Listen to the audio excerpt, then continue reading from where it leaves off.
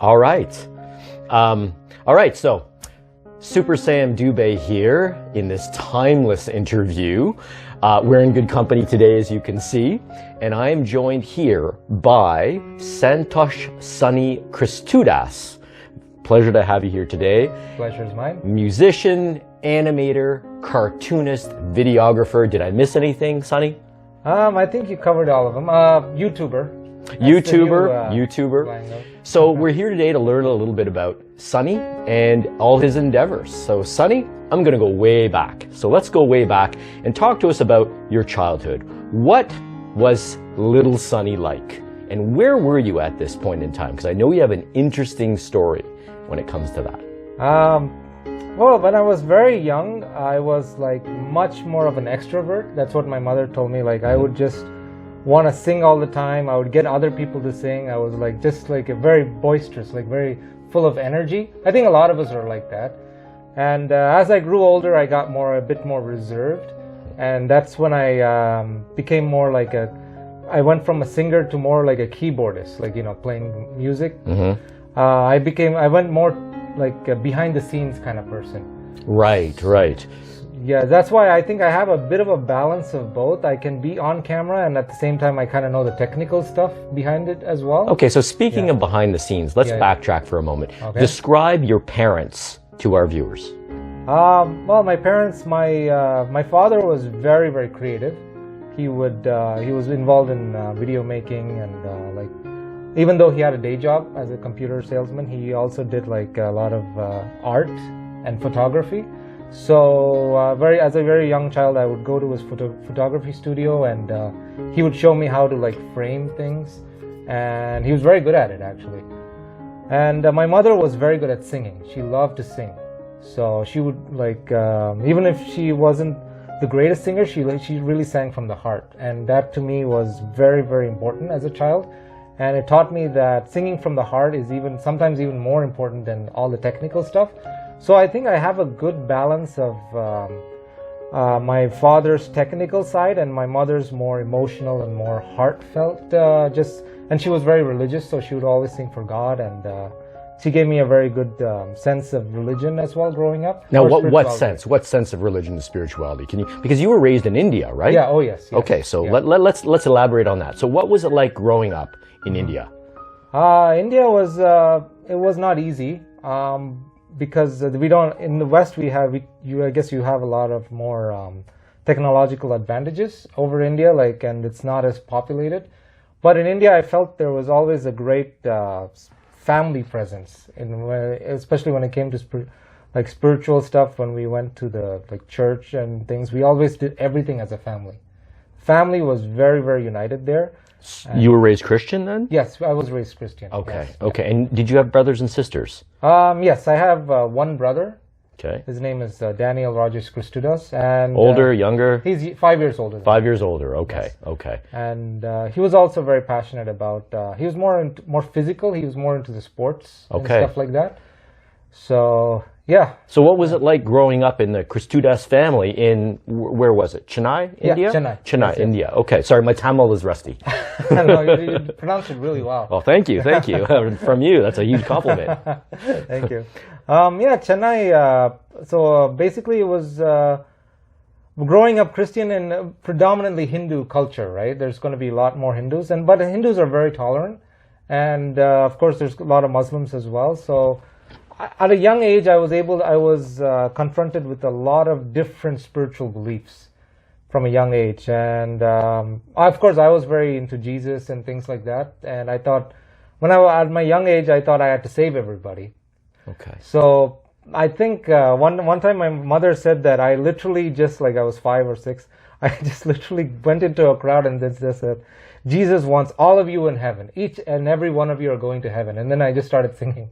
So how old were you at that point? I think 5 or something. And that's when my mother said, you might actually do something, one day, with your voice or with your creativeness. You have that, what's it called? You have that passion. And I don't know if it was the spiritual aspect or it was because I love to sing, but I guess maybe it's a bit of both. Okay. Yeah. Tell us a little bit more about how you think your encounters with different spiritual traditions influence the young Sonny CHRiSTUDAS.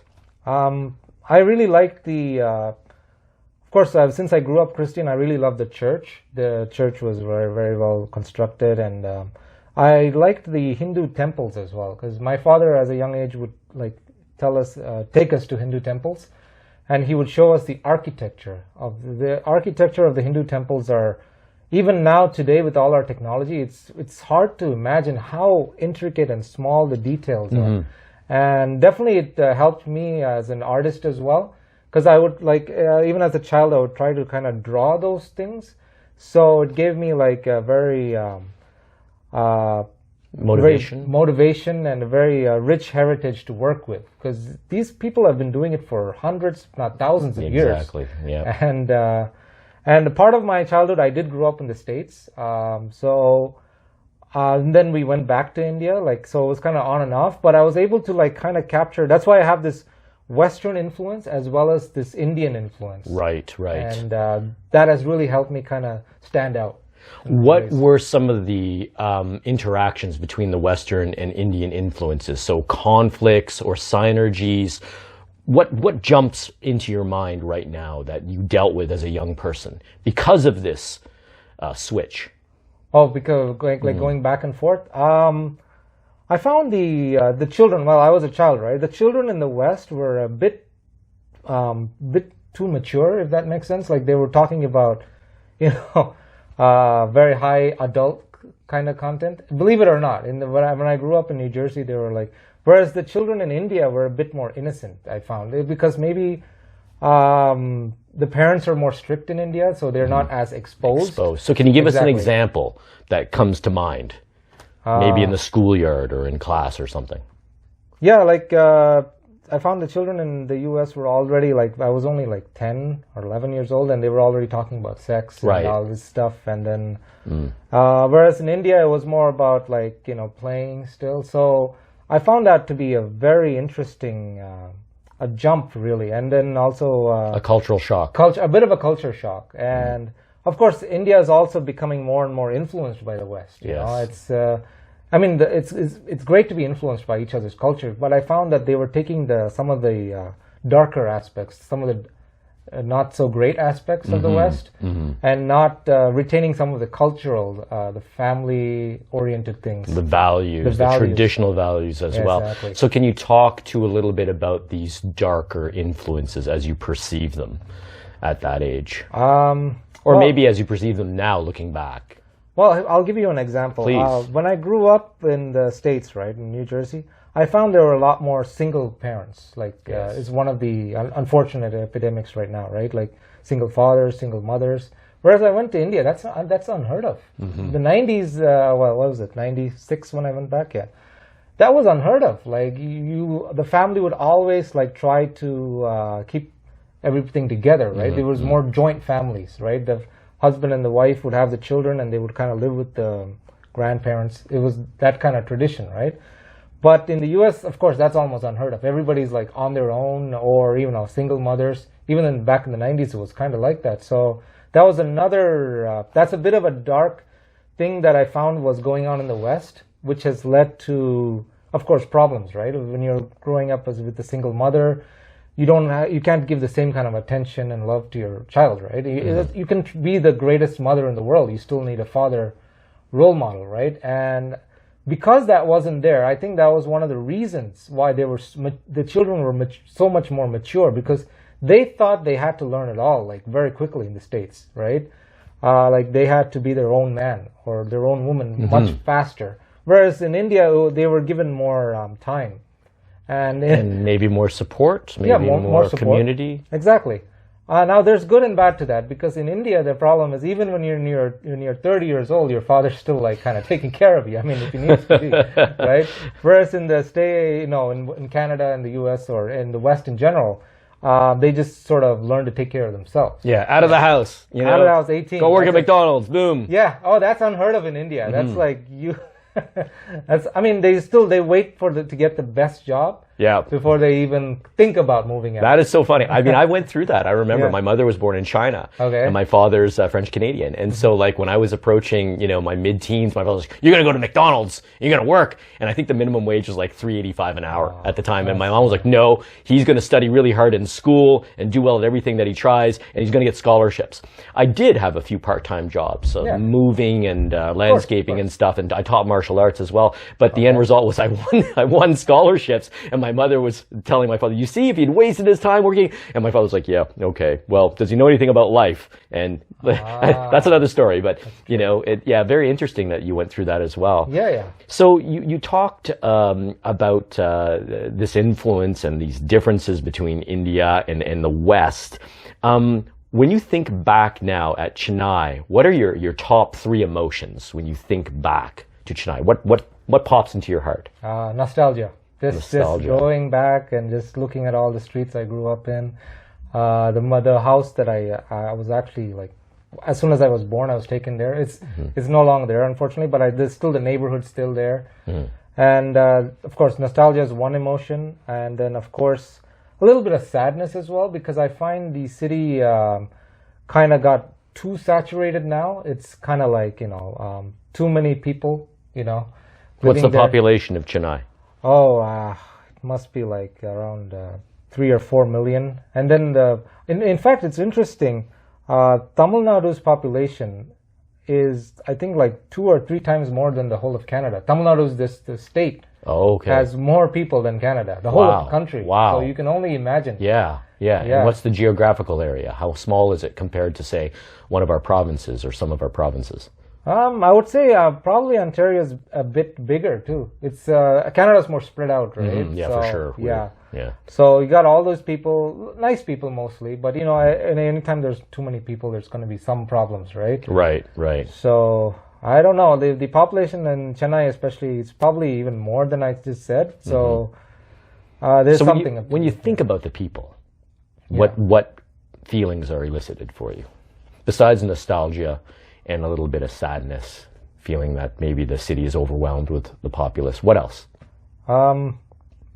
Gratefulness, because this is. I'm almost glad that I kind of had both sides. Like I wasn't too westernized, and I can still retain my Indian heritage, because that way it gave me a lot of value for family. And of course, the West also taught me to be my own man and like to work anywhere. Don't like. The dignity of labor is much higher in the West. Like you could be working at a gas station, or you basically make a certain amount. I know it's minimum wage, but it's still a livable wage, right? Whereas in India, it would be like night and day. Like if you're working at the gas station compared with somebody who's working at the bank or something, it's just the amount of disrespect there is for labor in India it's sad. Is that because of the caste system? Could be. We do have a problem with that. I think it was like the untouchables. You know that whole thing. Of course it's all been outlawed, but still, I guess that the mentality is still kind of there. That Can you explain that a little bit to our viewers who might not be aware? The whole caste system, or well, that and the untouchables and how that influences society. Well, basically, the caste system was made because they wanted to give each community a different job. So the higher caste was doing like the more the temple work. By the way, I don't know too much about this because I did grow up Christian, but basically the Brahmins would be like the one at the top who did all the temple work, and then maybe the lower castes would be like doing the market work, and then like fishermen, and then the lowest would be doing all the cleaning and the cleanup. So I think maybe originally it was started with good intention, just give everybody their job. But then over time, of course, what happens is it's like a pyramid, right? And then the people at the top expect more and more respect, while the people at the bottom, unfortunately, get more and more overlooked. Right. And that's what I was saying. The dignity of labor and even the wages are much lower in India for doing manual labor. Like people even doing like sewage cleaning are given almost no respect, no money. And whereas here, it's a hard job. Don't get me wrong. In both countries, they're both hard. But here, at least you are given a livable salary and some good respect overall. So who do you have remaining there in terms of family and friends? My parents both live in India, and okay. Oh yeah, they visit here once in a while, and my most of my relatives, my uncle, and all of them are still childhood friends as well. Or a lot of my childhood friends. Do you keep in touch with them? Oh yes, of course. So they always contact me saying, "Hey, how can I come to Canada?" How do I come to Canada? Yeah, is that the question they ask you? Well, it's, like I said, the city is getting very populated, and it's getting harder. Yeah, for sure. The thing is, I wish it was a bit more spread out, because the villages are getting a bit less. More or less people want to stay in the farms. More people want to make it in the big city. So it gets very saturated very quickly. Okay, what about your brother? He lives in Toronto, so he's doing. Okay, so he's pretty close to you. Yeah, it's called Browntown because it's right. I heard that before, and because of the demographic. Yes, correct. Yeah, okay, funny. All right. Were there any other influences that helped to set you on your current path? The young Sonny. Definitely, I grew up with some. In India, the movie industry is huge, right? I mean, you think that's what I wanted to ask you about. The local talent, the Bollywood, the behind the scenes, right? So tell us about that. I grew up with somebody called I don't know if you know him, Rajnikant, superstar. He was just like, maybe if I saw his face. Yeah, probably you've probably seen him, but he's more Tamil. Okay. He's like the king of Tamil cinema, basically. Okay. And whatever he acts in, it doesn't matter. It could be the worst movie, worst story. As long as he's in the movie, it's guaranteed sell. A blockbuster. Blockbuster. They don't in India. Well, now it's changing a bit, but back then there was like only basically like 2 or 3 stars. That's it, and then the rest were all like just like doing the side characters basically. So there was Rajnikant, there was Kamal Hassan, and before that there was MGR. So it was a very superstar, and so dominating movies. So he could do whatever he wants. Like he could be like Superman without the superpowers. So right. Here in the West, it's more like Superman is given his. That sounds familiar, actually. What's that? I said that sounds familiar. Yeah. In the West, it's more like they give like a backstory, right? Yeah. Whereas in India, they don't really give that backstory. He's just the way he is. He's just because the actor and the character have been fused. Exactly, right? exactly. I see. Okay, that's really interesting. It's almost like you expect when you see Arnold Schwarzenegger in a movie. Exactly. That he's going to be Conan and the Terminator and a little bit, yeah, like the Governator all together, right? Yeah. But even in the Terminator, they had a backstory. He was actually a machine. Yes. But in Tamil, they don't really give you that backstory. So the guy is just cool. He's just cool because he's cool. That's it, right. Yeah. Okay. Well, and he could beat up like 100 guys. You could probably say the same thing about Arnold and Stallone, right? You probably could. Yeah, a bit more realism, maybe. That's it. Okay. So how did you get interested, and why did you get interested in the behind the scenes? The behind-the-scenes machinations, the BTS, everything that goes on to make a production. You mentioned being very interested in that. It could be because as I got older, I became more of an introvert. One of the reasons. Because I became a little bit more shy. So maybe it was a coping mechanism. So I thought, okay, if I'm not going to go in front of the camera as much, maybe it's better I learn a bit more behind the scenes as well. I thought you were going to say the behind the scenes guys rule everything. That's what I thought he was going to say. I wish I could say that. I wish I could say that, but unfortunately, in our reality, the people in front of this behind the scenes are often forgotten, unless they're like the director or something. Right. It's very unfortunate, and I know a lot of work goes behind the scenes. A lot of work because I've been an extra in a few movies and things like that. And I feel almost guilty because the actor, I know the actors also do their part, and don't get me wrong, it's very hard to do. They have to do the same thing again and again and again. They're the face of the production, exactly. Right? So they have to look a certain way, sound a certain way, act a certain way. They can't be goofing around. Not in front of the camera anyway. Yeah. Well, I'm sure the director tolerates quite a bit from certain people, though. Yeah, if they're superstars, right? But the behind the scenes, like the guy holding the light and it's burning. It's like literally like, the movie lights and all that stuff. And of course, the guy holding the camera for like hours on an end and like, and the director calling the shots, and the director often like, you know, yells and screams, tells them to go, okay, move here, move there, and they have to like, it's a lot of thinking on your feet, you know. Oh my God, Sonny, I totally hear you. When I worked on the Canadian Strength Athlete series, our producer / director, he was the same person, Nick DeRosier. It was ingenious, some of the things he did, and just like you said, he had to think on his feet. Exactly. And I have such a profound respect now for everyone, from the cameraman to the producer and the director, and not so much the executive producers. They usually don't do. I mean, it depends on who they are. But money mail. Yeah, basically, and you slap your name on a production. I've seen that happen. But what goes on behind the scenes is what allows the people featured on film to do what they can do. You know, and there's just so much going on behind the scenes. And so I have a really, really profound respect for that. So that brings us actually to your work. And I was looking at your YouTube channel, and you have a lot of material, a lot of videos. You have short films. You have a little public service announcements. You have award-winning short films, and I guess you would say you have videos, music videos. One of your music videos, I Am a Loser, has over 550,000 views. Now, it was put up there around, 2011, I think it was? 2010. 2010. So was that around the time you started publishing videos and film material? Yeah, that's around the time. That's when I got more serious with YouTube, I think. Tell us about this experience starting off. Well, YouTube was still a very new kind of. It came around 2005, I believe. The first when the. So what were you doing in 2005 then? Oh, before YouTube, it was like there were other websites, right? There was Newgrounds.com. There was AlbinoBlackSheep.com. So there was like everybody had their own kind of website, and some of them dominated more.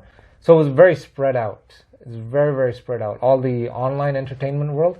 I was always very interested in the online entertainment because there's a less filter, right? There's less censorship. There's it's easier to get your work across without getting too caught up with all the producer and the director and all this funding and all this stuff. You just basically need a camera, and you're good to go, right? And that always fascinated me. But would there not be disadvantages too, for instance, with the lack of funding? Yeah, definitely. Of course, it's not going to be like the Hollywood quality. But at the same time, I find the Hollywood, especially now, it's become extremely like the same kind of movies. Have you noticed? Like it's Superman 1 or Spider-Man 1, 2, 3. They're not willing to take as many risks, unfortunately, because they have such a huge budget. And you know, if you're spending $100 million or something on a movie, right, and you don't want to lose any of that money. Like, you want to gain money, so they always go with the brands, like, you know, the top actor or the whatever stories that's commercial. Whereas YouTube gave kind of like like indie films, right? Like more of an exposure to indie films behind the scenes. No, so we were talking about how you said, you know, the Hollywood movies, the big productions, and maybe even Bollywood, they go where the money is, right? They go where they think the market is. But then you talked about how YouTube gave an outlet for people, you know, independent filmmakers, people who just wanted to produce something for others to watch, right? Entertainment-wise. But for you, what motivates you? Because it's clearly not money, right? It's clearly not money, right? It's clearly not money. So what motivates you to produce, for instance, the film that you do, the video that you do? It's just getting my real emotions out there. That's the number one thing. It's always been telling my story.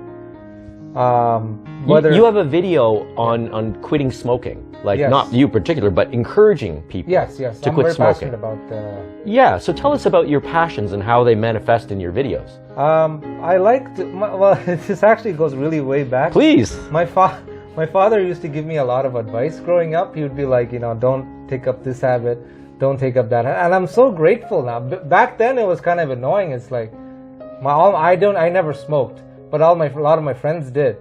But as annoying as sometimes your parents' advice are, it really, really helps. Especially traditional parents.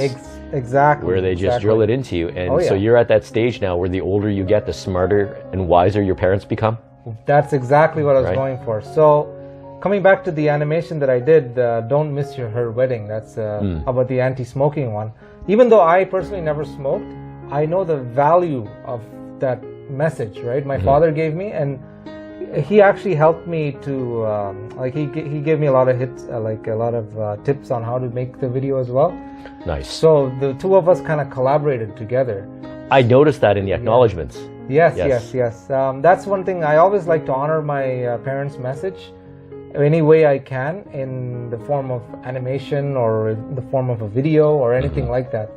So definitely, it's one of my motivations is definitely all the good messages that I've been blessed with. Yes. You know, that unfortunately sometimes, you know, especially if you have like single parents, you might not have all these blessings growing up, and I'm very, very fortunate to have that. So so I have to create something that, you know, I could be just one of those people that just turns the camera on and just says, you know, just talks. So a lot of vloggers do that, right? Yeah. But I like to go more towards the artistic side, because I find if you make something artistic, it hits you deeper. Rather than just you should not smoke. You know, you've seen those people, right? Like just on the camera going, you should not smoke. It's very bad for you. It's like you're pointing at them, right?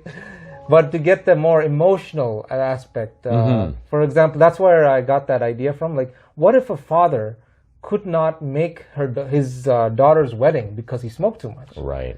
And the emotional aspect of that really, and I got a lot of comments from actual smokers. And how it hit them, eh? It really hit them, Yeah. even on Reddit. I'm sure you've heard of Reddit, right? Like, Yeah. It can be a very cruel place, but even there, people who are like tearing up. They were like, "Wow, that really." One of them even gave me like a silver award. You know? Nice.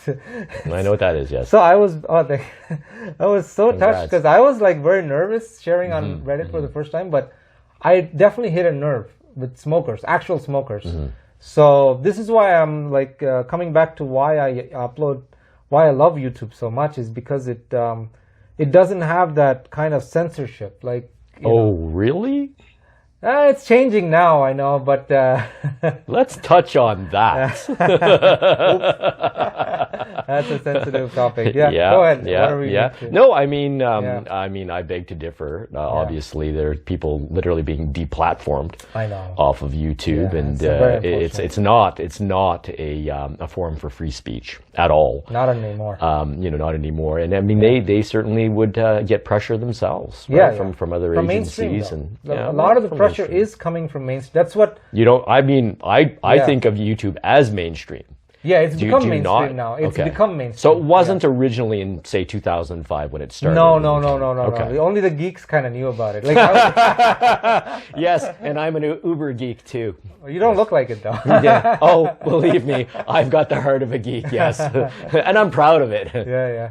But exactly. YouTube used to be the niche, kind of like the place to go to force free speech, Yes. right? Because obviously movies would not allow that, right? Movies, TV Yeah. shows, they're heavily censored, even back then, right? You know, it's funny because just to show my geekiness, there was an old saying in Star Trek fandom that the classic series was made despite the system, and the next generation was made by the system. Oh. You know what I mean? So that kind of illustrates this whole idea of something becoming mainstream and then becoming an instrument of the popular vote and the popular ideas in the mainstream media, right? Yes. So now YouTube has become so popular and so Exactly. big that they're subject to this kind of or are Pressure. they? I mean, they choose to be, obviously, but the alternative would be maybe they are subject to certain penalties. Yeah. I don't know for sure. I'd like to think so. I'd like to think I think that's it's why. Google. Since Google bought them, things have changed. You know, unfortunately, now, because Google AdSense is where you get the money from YouTube, right? So if Google is owning that, so definitely the money, the advertisers. That's where I think the pressure is coming from. The advertisers are putting pressure on Google, I think, and then because of that, Google's putting pressure on YouTube, and I think the advertisers don't want to have their ads displayed on something that's controversial, Right. which doesn't really make sense, because if you really think about it, I mean, it's all about the views, right? Who cares? This is what I say. Even if 10 million people watch something, say Joe Rogan or somebody says something controversial, but a lot of people watch that show, right? So the ad makers are getting their money. Yeah, they're getting the views. They're getting the exposure. They're getting the exposure they want. So I don't understand if it's them per se, or is it something even that goes deeper than that? Well, I mean, certain companies don't want to be associated with certain opinions, right? That may be expressed in a video, and I think it's hard. Maybe they don't see it as just about exposure, right? We say any attention is good attention. That may not necessarily be true when you're trying to promote a particular brand with a particular ethos or a particular mission statement, right? Exactly. So, and this is what it's all about now, is the whole idea of being, politically correct and the self-identity and whatnot. And the question is, what is being lost in the process? Yes. What is being trampled in the process, right? Like I'm a big proponent of free speech. Yeah, that's good. And I likely always will, but that doesn't mean that people say things I all agree, I agree with everything. Obviously, of course not. Of course not. That contradicts the whole idea of free speech, right? Exactly. But anyway, let's get back a little bit. We could talk about that topic forever, and I know you're episode. very opinionated about that, as am I, and we agree more than disagree. Of course. That's for sure. But I want to ask you another question. So we're talking about your videos. One thing I noticed about your videos when watching them is you mentioned that you appeal to the emotions. You pull at the heartstrings a little bit. I also noticed there was this underlying current of intelligence through your videos. So for instance, you have to watch a video and you have to watch it to the end. Because sometimes there's a punchline at the end. And meanwhile, you're watching it and the production values are not the highest and, the quality's not the best, but this is because of the, the funding, but you're getting your ideas, and I find that your ideas they're interesting. At the very least, they're cute. You know what I mean? But sometimes you're hit with something and you're like, oh wow, that's what was going on. Like the Cube, for instance. And I know that wasn't all you, but that was my friend. Right. Yeah. Right. But you were involved in the musical production and this and that, and then there were some other videos where it's like, okay. But I did want to ask you, why animation? What got you started in animation, and why that medium? Budget, to be honest, because if you're gonna do say you want to do a crowd shot, right? Yep. And you have to hire a whole bunch of people, actors and all this stuff, the budget's gonna go way up, right? This is one of the reasons, not the only reason, of course. So in animation, I find you can draw all those things with using your Adobe Flash is what I use. Adobe Animate is what I use. So you can do more elaborate shots with like a helicopter. One of our videos actually had a helicopter going by. So I do the if you notice, some of my music videos, I have a bit of live action and a bit of animation on the side. So for example, for Destiny Is Always Yours, there was the live action was very simple, right? Just the guy mopping the store and really suppressed by the corporations. But then it goes on to a much bigger picture. Then I show crowds and police brutality. Yes. Which is being talked about now, thankfully. But I mean, I respect the police. I love the police. I respect them a lot. But unfortunately, the common people's voice is not being heard. The real issues, not other issues that they're mainstream's trying to push right now. I mean, the real issues like job scarcity right now, especially, with so many people losing their work. So yeah, I kind of saw a lot of this stuff coming, and another reason I use animation a lot is also because it helps me visualize. It kind of almost gives me a way to look at the future. I don't know, for some reason when I start drawing something, I find I'm saying something much more on a grander scale when I animate. So to get that grand scale is one of the reasons I animate. And also I love to draw. Even as a child, I was drawing a lot. So it's a way to combine my passion for drawing and, of course, to, get a really good shot of all the stuff going on. In your video, Destiny Is Always Yours, the little girl is symbolic. Exactly. Right? Yeah. It's symbolic in entering his life, the desire to be more and pursuing his dreams and whatnot. And then you see the abuse that she takes directly and indirectly. And so this is what I'm talking about, is that current of intelligence that runs through. And now you're talking about the medium of animation that allows you to express these things, these symbolic ideas and these concepts. So I find that really neat, actually. Let's bring in music. Now, you've been playing classical music, and I think specifically piano, is that correct? Yeah. Since you were about 7 years old, right? Yeah. And what existed first? The music, the animation, the film? Like, did it all arise simultaneously? That's a very good question. Definitely the singing started first. Just, because when you're a child, you don't really know, me personally, I didn't really know too much of the details of the music, but everybody loves to sing because in the churches, we would always have the choir singing, so you would always sing along. So the singing kind of drew me more and more into music, and then I believe my father got me a little hamburger piano. It was very small. And then that's when I realized, okay, there's notes involved. It's not just Hamburg, right? Yeah. And then the notes were each note made a different sound. So that intrigued me. This was when I was maybe 5-6 years old. So I thought, okay, so there's the singing and the instrument are both connected in some way. People also sing in notes. Because when I was a child, I thought you just sang from your heart and that's it, whether right or wrong. So the instrument kind of helped me hone the how to sing better and how to sing more harmonized. So I guess music, to answer your question, I think music first started from singing and then it kind of went to the instrument. And then, of course, when you're in school, they're always asking you to draw, right? So I started drawing there as well. And then I thought, oh, this is pretty cool.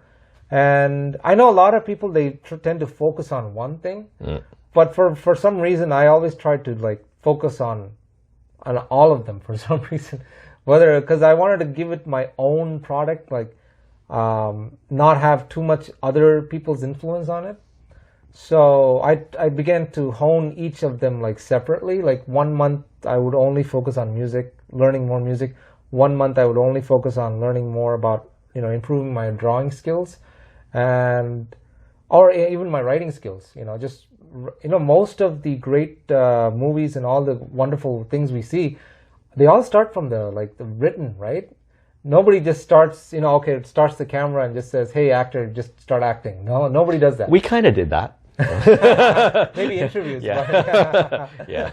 But even that, you have to prepare notes, right? Well, I have some questions I want to ask you, right? And I've covered most of them, but with me, it's spontaneous, right? It's I don't really. So you think on your feet more. I have to, right? I have to think on my feet based on what you're saying. So I've just tried to guide the interview based on what I'm hearing because I didn't know what you were going to say, right? Of course. I didn't. I have a general idea about you, but so for instance, when you're talking now about, honing the individual disciplines for, a while each and then bringing them all up like that, I believe that the real genius lies in between the disciplines, how they interact with each other, how they influence each other.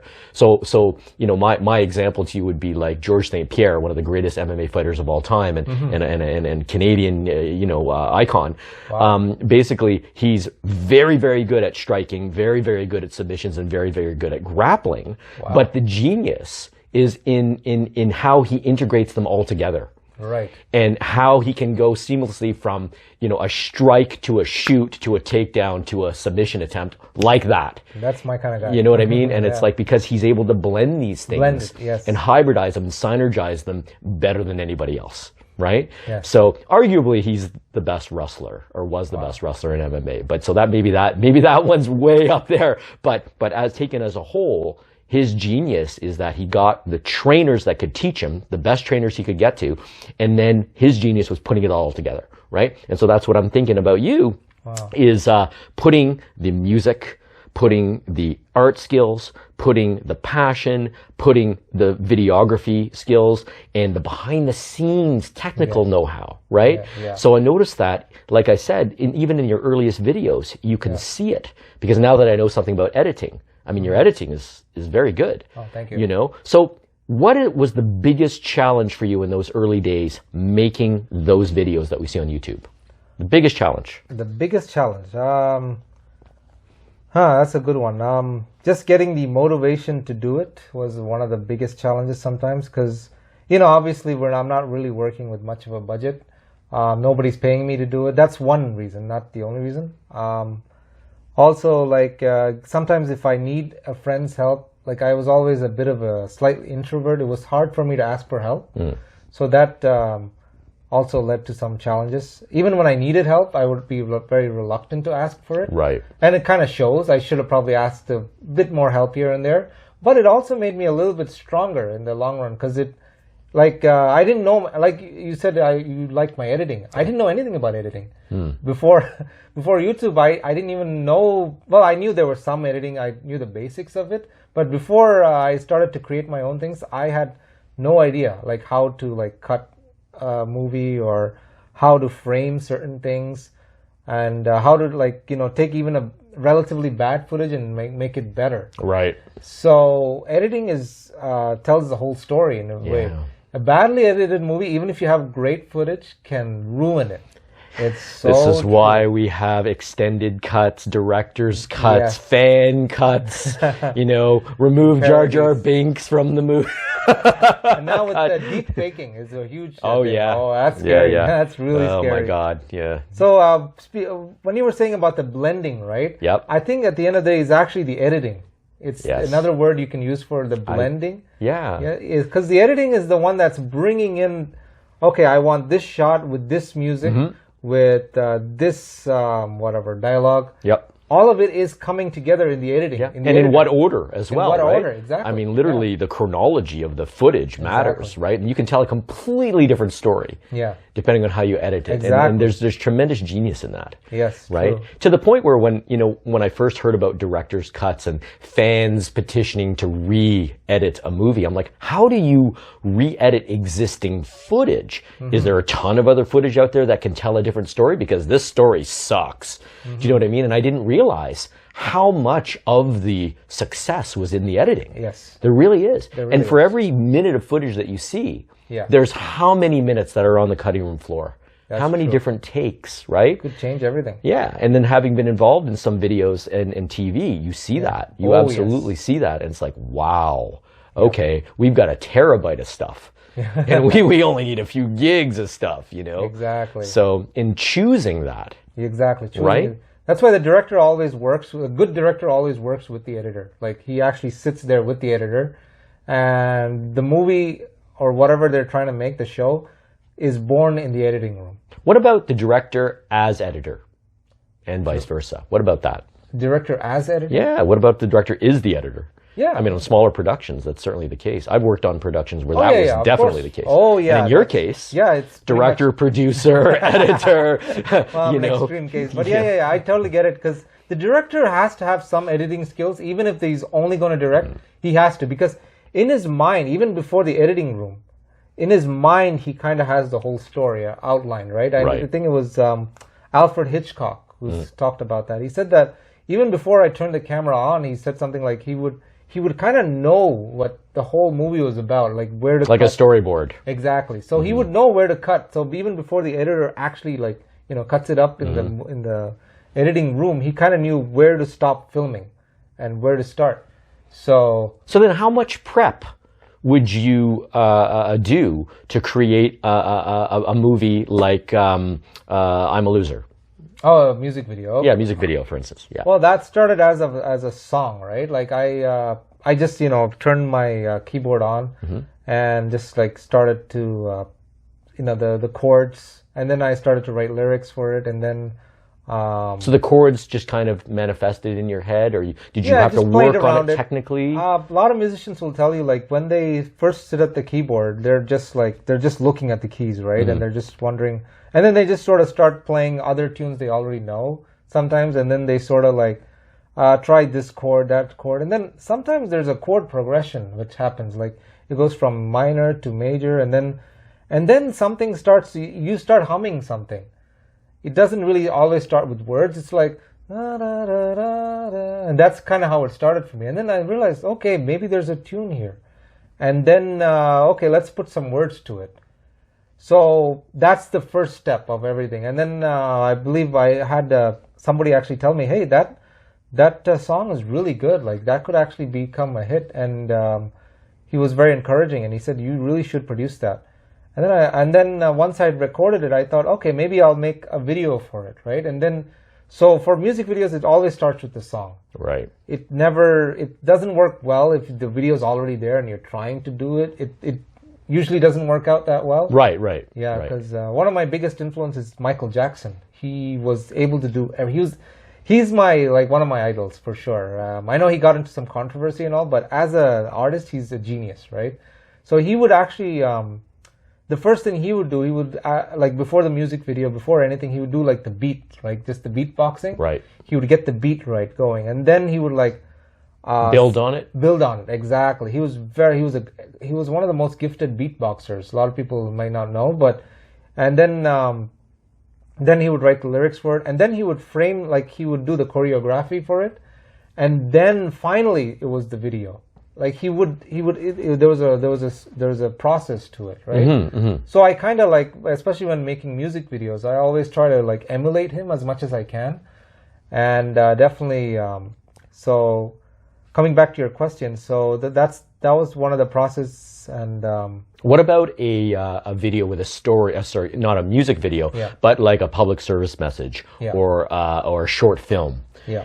What would the process be then? Because you don't have a song to start with. Yeah, exactly. That's a very good point. So for a public service message, it's all about the one-line message. What do you want to convey? Is it quit smoking?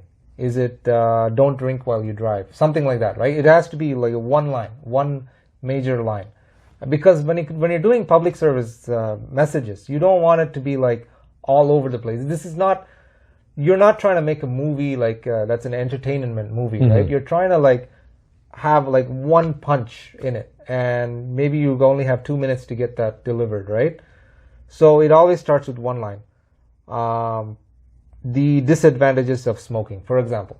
And then my father and I kind of discussed that. Hey, my father said, let's do an anti-smoking campaign. So I made that one line. Okay, how do we get people to stop smoking? And how can we work from that? How do we emotionally get people to look at this video and at least consider stop smoking, right? So for public service messages, it always starts with that strong message, and then you kind of maybe you do the storyboard based on that message. Storyboards are very important as well. So you start to visualize that message. How can I get this point across? So you do use storyboards? Yes. Oh, yes. In what medium? Do you do it digitally? Do you do it on the computer? Do you draw it out by hand? What do you do? It depends. Sometimes I like to do, I don't know, a lot of things are done with the digital computer, so I just do it with that. Sometimes I do it with the old pen and paper, mm-hmm. Pencil and paper. But yeah, storyboards are very important because you want to know where it's going. Because when you're doing one thing, right, if you tend to focus on that one thing too much, you lose track of the whole project, right? So a storyboard kind of keeps you in check. It's all right, this shot, only this much. Don't go too much, because sometimes even filmmakers, it happens, right? If there's no storyboards, they tend to go off topic a little bit.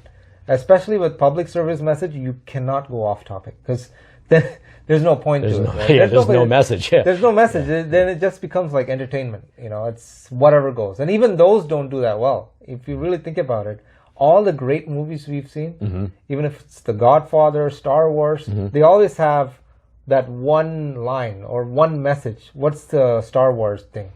Well, it's the Force. May the Force be with you, right? With you. Yeah. The whole movie is, if you really think about it, I bet you that George Lucas, that one line was the trigger, maybe. It said, "May the Force." He wanted to show people how the Force unites us all across the universe, in a science fiction setting, but still with the magic, right? So it's science fantasy, right? Just set it in a sci-fi setting, yeah. So that movie would not be as powerful if not for that line. May no, the I Force agree. be with you. I agree. You can have all the glamour and all the special effects. Well, we've seen that with the Star Wars sequels, didn't we? Yeah, where they didn't emphasize that, and everyone got the Force, and nobody's special anymore, and the underlying messages. All that money. Exactly. Millions. Yeah. I'm talking about hundreds of millions of dollars. Oh, yeah. Don't even get me started on that one. I won't stop talking about the travesty. Yeah, exactly. Oh, I know. So, so then what one big piece, and I'm not wrapping this up at all, I got a lot more I want to ask you. One big piece of advice would you give aspiring videographers then, or YouTubers? You've given us some really good advice now. I love that line, storyboards keep you in check. Yes. So what else would you say to aspiring YouTubers out there? Because you've got dozens and dozens, if not more, videos and animations and things. And believe it or not, I still have more in my head. Oh, I believe it. Because when I asked you what the biggest challenge was, you didn't say coming up with ideas. You didn't say, you know, technical difficulties. You said just the motivation to film it. Yeah. Like, it's like they're all locked in there. Yeah, they are. Right? Well, you know, life gets in the way. Like, I'm doing other projects as well. Yes. Because my YouTube, I like to keep it special. It's only for my vision, as much as I can, you know, because I've done production work for other people. And, you know, you and I have also worked on projects together. That's right. That's how we got to know each other. Yeah, and we will again. Of course, for a long time. Yes. So I'm doing that, you know, of course, you have to keep paying your bills, right? Yes. So so what I'm trying to tell the aspiring YouTubers that want to do their own work,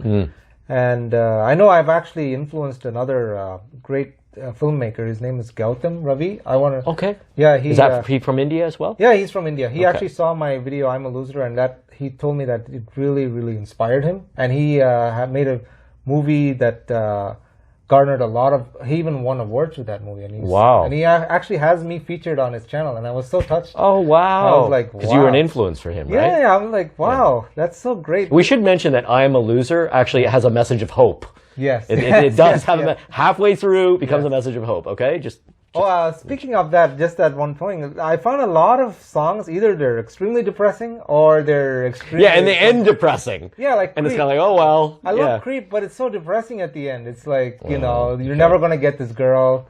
I'm always going to be a creep. Like, it's... Oh, well. It's I'm not familiar with it. I'm not as into pop. Yeah. Oh, I see. Yeah, unfortunately, yeah. Didn't I say I was a geek? Didn't I say that? Yes. That's why I liked... by the way, Queen is a huge influence on me. Freddie Mercury. Yeah, I want to ask you. Please tell us more. His father was... well, actually, both his parents they were Indian, right? Parsi community. And Indians are not really known to be rock stars. Have you noticed? Yeah. It's very rare. So... Seeing him was a huge influence. So, like I always liked how they always started a bit sad, like, you know, like We Are the Champions. Yes. I'm sure you know that song. Yes, of course. I paid my dues. Yes. Dun, dun, dun, dun, and then builds and builds and builds. It's just like this. Boom! Fanfare. Victory. Yes, of course. How can I not? I love that about him. And that's what one of the hugest influencers of I Am a Loser was. I know some people are commenting saying, oh, you should have just... I loved it when it was sad, but then you try to make it happy. Why do you do that? Well, what do you want to do? You want to roll around in your melancholy forever? No, you don't want that. No, absolutely not. It's miserable, right? And then I always want to end on a good subject. Whatever I do, I'm sure you've seen in a lot of my videos, always end on a good subject. So, so getting back to the original question you had, like what advice I have for aspiring YouTubers or, you know, filmmakers, independent filmmakers, just follow your heart and don't, I know it sounds very cheesy. No. Okay. But always follow that. Follow your instinct. What about momentum? Like, how do you keep going? Yes. Do you know what I mean? Because people have writer's block. Sometimes they don't think they're creative for several months. They take a hiatus. How do you continue to be prolific? That's a very good question. I would say a lot of our creativity comes during our sleep. I know this is a very interesting topic that not many people have covered. I find that if I'm stuck on an idea, I just turn off the computer. I don't like to dwell on it too much, and then I just sleep on it. And then the next day, and I come back to the same, the writer's block or whatever I had going on, all of a sudden it looks so clear. It's like, how on earth did I not see that? So just taking that time off and just sleeping or just doing, even watching other movies or something, and then all of a sudden, out of nowhere. Are you a believer in the superconscious mind, the subconscious and the superconscious, working on it, letting it go, go into the universe and letting your other faculties work on it? Yes, I'm a very big believer. I believe in God. There's some kind of force that's guiding all of this. So if God really wants your message, a message to be done through you, he doesn't. So, and also don't rush. That's a lot of thing. This one thing I kind of don't like about the whole industry. It's all about the deadline, right? Oh, it has to be done by this deadline, this deadline. And I think modern movies are suffering a little bit because of that. Because when I looked at the making of the Godfather, right? You know, it's such a classic. Oh yeah, everybody talks absolutely. about it. Yeah. I don't think they had a release date in mind. They were trying different things. They were like experimenting, and you know, the studio, of course, was like giving them a bit of pressure, but they were willing to wait. And even the filming of Gandhi movie, I don't know, it was like 20 years in the making or something. That's why it stands the test of time. Yeah. So even if you don't, I know as a young person, you want to get your stuff out there as soon as possible, but you know what? Give it time. Let it mature. And then maybe if you had released it right away, you would have a regret that you didn't, the ending was not as good as you would have liked it, right? Yeah. Okay, so that's interesting because, you know, I've certainly heard other advice where people wait too long for that perfect moment to release their stuff or to film their stuff. And, you know, a mantra that has really hit home for me recently and has gotten me more out there is imperfect action. Just do it, you know, because, you know, if you have a streak of perfectionism, that's also potentially procrastination, and you know, you may never meet ideal conditions, right? So what would you say to someone who's been sitting on material and hasn't realized it yet in terms of a material expression of it through film or through books or whatever? What are they waiting for? That's a good one. Yeah, so it's, again, it's all about the balance, right? So you don't want to release something too quick. At the same time, you don't want to wait on it for years and years, and it never gets released. I know some people that are like that. They're perfectionists, and it's always in their head. But it's never out there. Never out there. My father even once told me there's so many gifted, talented ideas out there that are never implemented.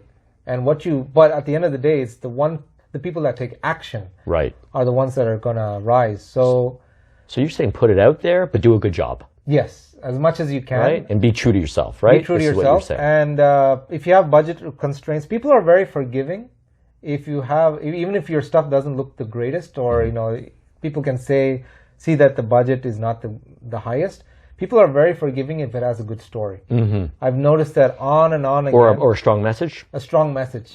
I've seen like just raw passion sometimes, like just a guy just filming on his phone. Yeah. And that gets more views, talked about. Goes viral sometimes. Goes viral than a feature-length film. Like that's really interesting that you say that. Yeah, that's right. I mean, there's certain $200 million films out there that just not getting the attention. Especially in the day of YouTube and all this online entertainment stuff, right? Where anybody can become a filmmaker. Just turn the camera on. That's right. Put your stuff out there. So that part, I do agree. It's very important to get your stuff out there. But okay, here's one advice I would give anybody. Like, have some small ideas and have some big ideas at the same time.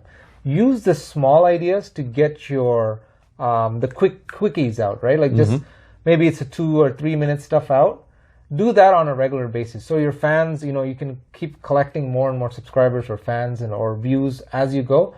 But keep your big idea. Like, you can work on a big idea for years, right? But don't just get stuck on the big idea. Do the little stuff. Right. Like keep the momentum going. Keep the momentum Establish your presence. Build up your fan base. Build up your technical skills. Get feedback, and then channel that into your big efforts. Idea. Your prime product, or your prime idea, your prime work. Yes. Right. I like that. I think that's a great way to proceed. Small idea, big idea, and the big idea will give you your legacy, right? Like people remember you for that. But then they'll be like, sometimes even the small ideas, they'll be like, yeah, I remember, like this guy was regularly updating, and he's serious about his craft. He's not just one of those people that takes 10 years to upload one video. I mean, that at the end, people will like think, what was he doing all this other time, right? Right. And you can witness the journey with them. Exactly. If you're following them, right? The transition, 100%. The change, the improvement. The dynamic, the modification that can occur. So, question for you. Movie soundtracks, TV music, how did it influence you? You talked about Queen, you talked about Michael Jackson, you talked about, the subconscious and the creative process. I'm a big fan of good movie soundtracks myself. So did this influence you, and how, if it did? Any particular TV shows where you saw how it was put together and the music really made it for you? Anything that jumps out at you? Well, the biggest one for me, well, my favorite movie of all time is Forrest Gump.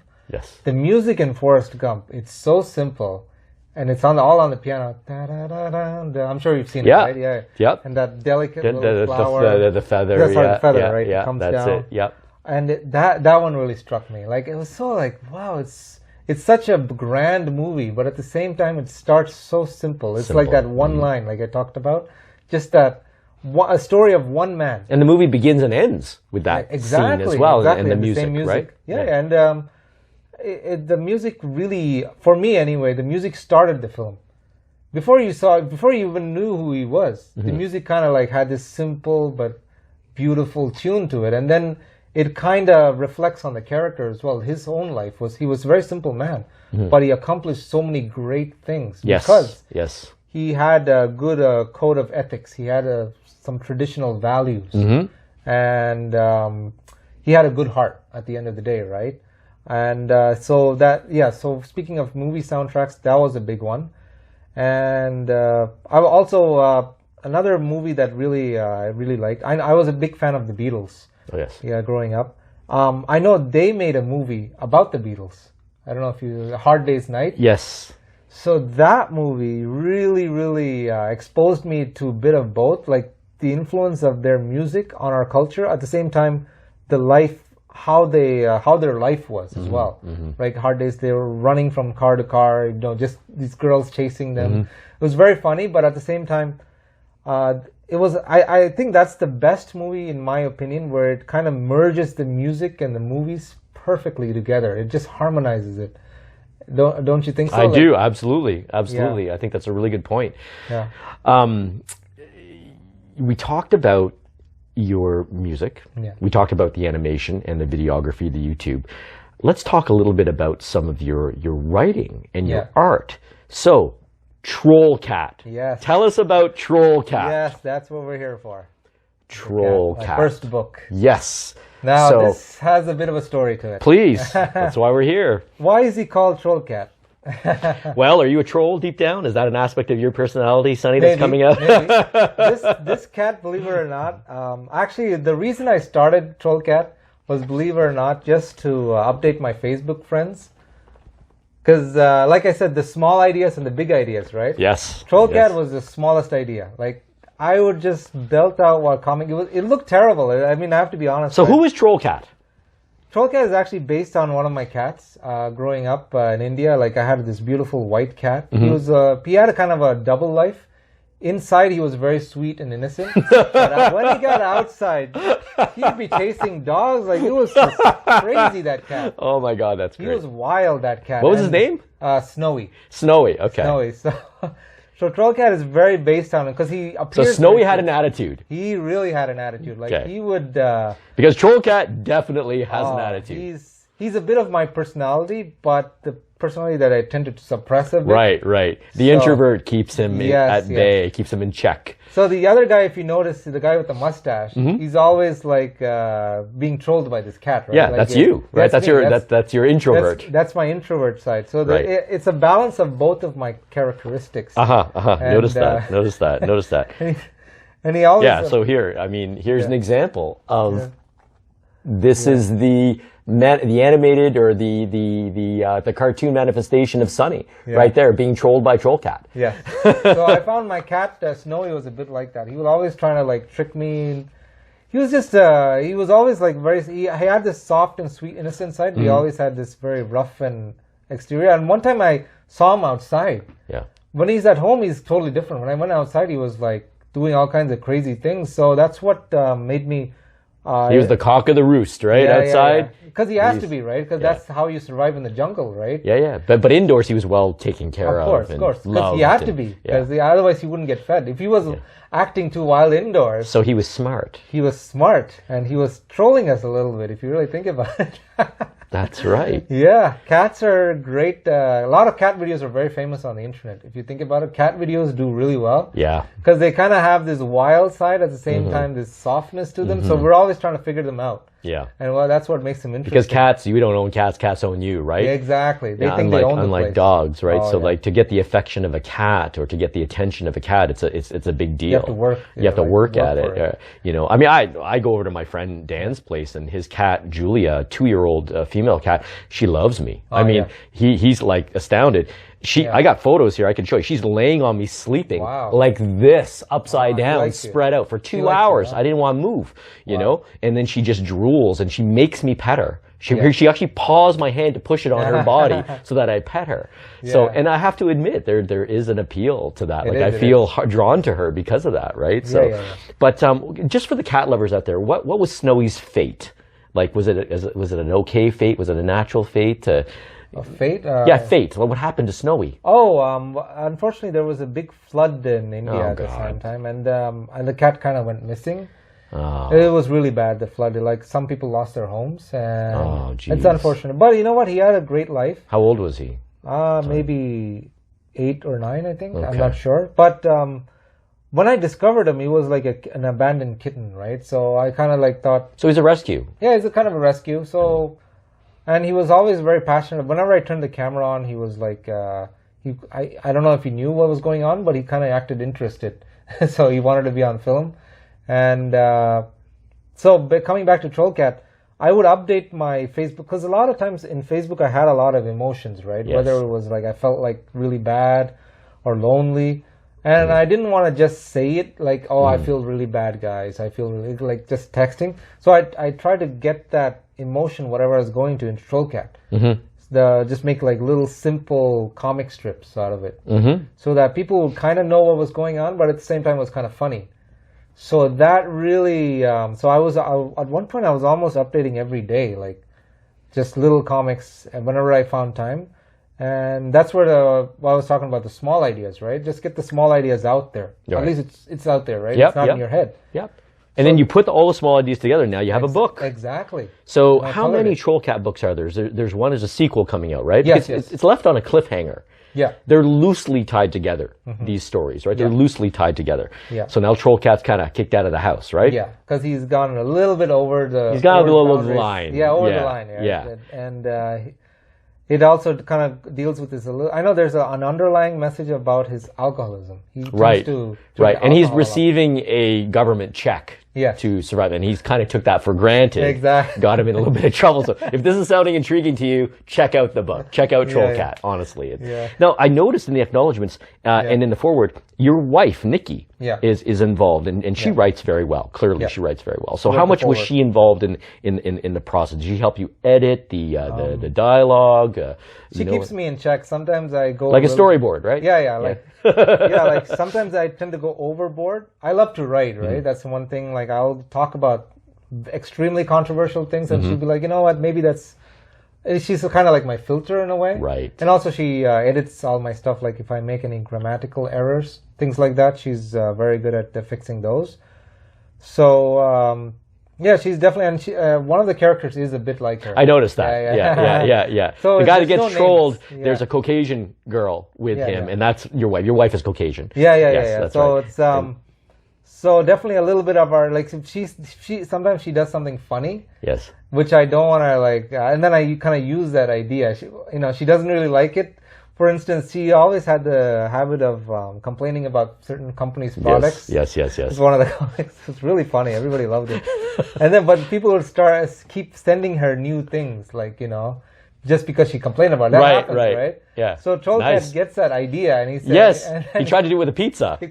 Hey, Pizza Hut, your pizza sucks, man. What the hell, man? Now, wait a minute. Pizza is a recurring theme throughout your career, basically. You have a video on YouTube. It's a small pizza movie. Yeah. And in it, you lost a piece of your pizza, and it drives you nuts, sort of thing, right? So, and that's live action. That was live action. Well, if you want to talk about that short film, it's kind of what's going on with all the COVID restrictions right now, right? People losing their jobs, people in quarantine. One of my friends, he couldn't, just because he'd gone abroad for a while, when he came back, he had to be in quarantine for 14 days. Yeah. Think of what that can do to a person's mind. Well, look, one of my best friends serves in the military, and his mother was literally on her deathbed. Oh my gosh. And they insisted that he had to quarantine to come back to visit her, to see her pass. Oh, that's and terrible. he chose not to come. Oh, no. Because she couldn't wait 14 days. She was going to go anytime. So, and he was half a world away. And so he made the very difficult decision not to come. And, you know, she literally slipped away the next day after. He would never have made it. He would not even made the flight. Do you know what I mean? He would not even make it. And but I mean, he had said his goodbyes earlier, and unfortunately she wasn't really with it when she passed. And I was very close to the family, so I know this. But you're absolutely right. I mean, all these things happening right now, and you kind of question what is necessary and what isn't. Exactly. So anyway, in that short film, I tried to make it as comical at the same time. It was funny it was funny at the same time it was serious, right? Because this man was like, the character that I was playing was literally slowly losing touch of reality. And that happens if you're so isolated. So even this, this missing slice of pizza just sets him off. Sets him off. What the hell is this? You play deranged characters very well, Sonny. Is that a part of you that you're keeping suppressed with the introvert as well? Yes. I mean, you're so natural at it. I know. One of my biggest influences was Jim Carrey growing up. The man with the rubber face. In Living Color. Classic. Great actor, great. He was a little bit typecast, like he would always play the same kind of role, but he was so good at it. I mean, when he tried to go a bit more dramatic, I think it was a struggle for him, but I did enjoy him in some dramatic roles. Truman Show was very good. But it was hard initially to accept him in that because you're so used to seeing him in another genre entirely, right? But in Living Color, some of the stuff he could do. I mean, the guy is so almost like a contortion. Exactly. His physical skills were on another level, and people don't remember or realize that when they see him on the big screen, right? Like the physicality of his roles and just some of the characters he helped to create. Oh my God, they're classic. They are truly classic. There's he's like almost like a Chaplin era kind of guy. Exactly the name I was thinking. Exactly, with that physical comedy, right? And everybody the can laugh at it, distinctive style. There's only one Jim Carrey. Nobody acted like that. No, like I said, he's like, since you said that I like to play that kind of character, a lot of my influence from my childhood came from him. Especially, like, he was very high-strung. And I love that about the energy he brought to the... And remember, filmmaking is even harder because here I'm just like, when it comes to YouTube, I'm not taking that many takes. But somebody like Jim Carrey is going to be doing it again and again and again and again. Yes. You can imagine the kind of toll that has on your body. So... as I got older, I began to really appreciate his acting style more and more.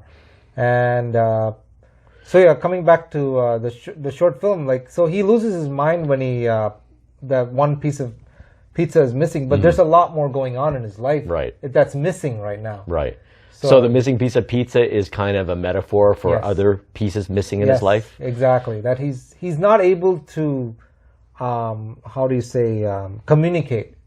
What's really missing. And even he's just picking up the phone and just complaining to somebody. He doesn't even know who to complain to. Who do you complain to right now? Is it is it the news that you complain to, or do you complain about the virus, or do you complain about the hospital? Like, who do you complain to? Right. It's just, so he's just, and I just end the movie on that. And the missing pizza was always in his fridge. It was in his fridge at the end. Oh, spoiler alert. Back it up 5 seconds. Yeah. But the colors in his life are missing. Because that's why the whole movie was kind of like black and white. Kind of, I only like yellow was there. If you notice, I use yellow a lot because yellow symbolizes the color of depression. Oh, really? Yeah. I've heard about it. That I didn't know. I just thought lack of color symbolized depression. Or maybe overcast. Or maybe pieces of color are still left. Maybe. So, I mean, you've had a variety of different influences. You talk Freddie Mercury, you talk about Michael Jackson, you talk about Jim Carrey, you talk about certain types of music, you talk about your parents, especially Chennai itself. You talk about the legacies that these people leave and what they put into their work. What does Sonny want to put into his work?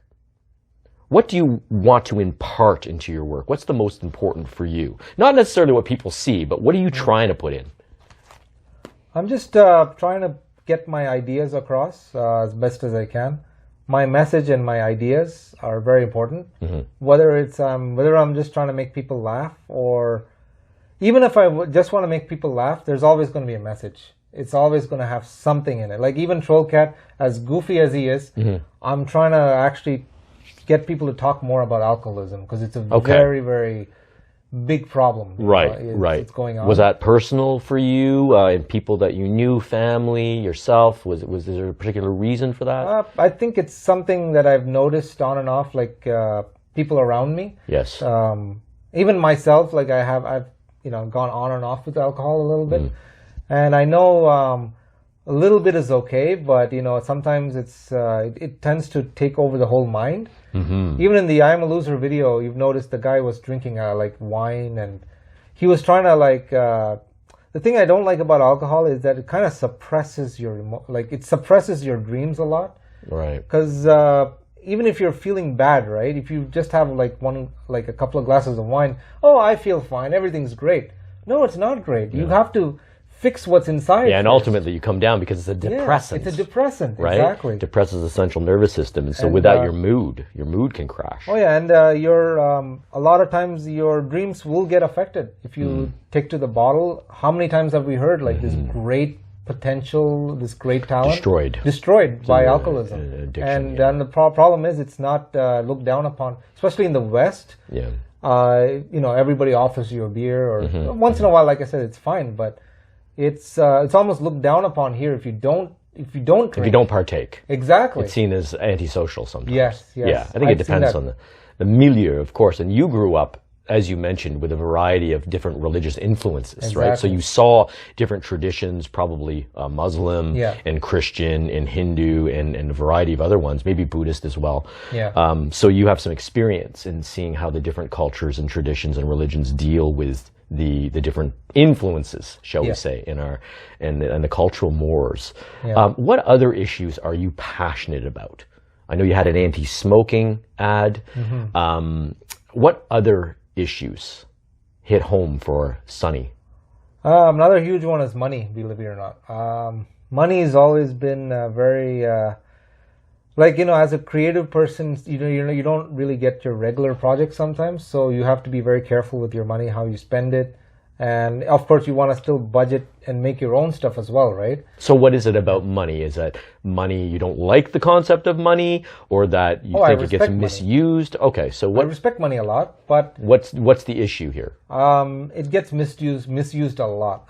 Like I know I've blown money so many times just going to restaurants, ordering drinks and stuff like that.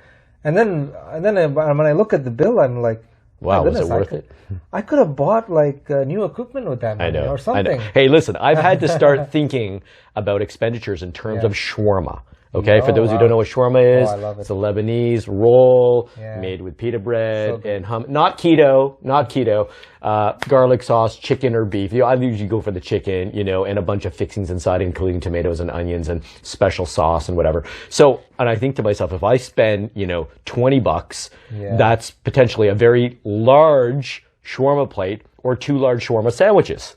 That's how I think. So if I spend $200, how many shawarma sandwiches have I deprived myself or substituted for that, right? Yeah. And I learned that concept from Rich Dad, Poor Dad, Robert Kiyosaki. When he talks in his first book about money, it's like, think about the things that money can do and because it's a concept. Money's just a concept. Exactly, yeah. So if you think about the things that it can do and its inherent value that way, then you don't think of it so much as a material object, as something that is valuable, like in terms of time and services, and you know what I mean? Yeah. So that goes a long way to changing your consciousness about money, especially if you have problems accepting that you deserve it for work that you do, which I had a problem with. I want to do everything for free. Yeah. All the time, right? I've been there. I've worked with organizations and they say it's non-profit, but somebody's making money somewhere, right? Somebody's making money somewhere. But ultimately, I had a friend who practiced medicine for free, but only after decades in the field, was he in a position able to do this? Yeah. And once you're in a position,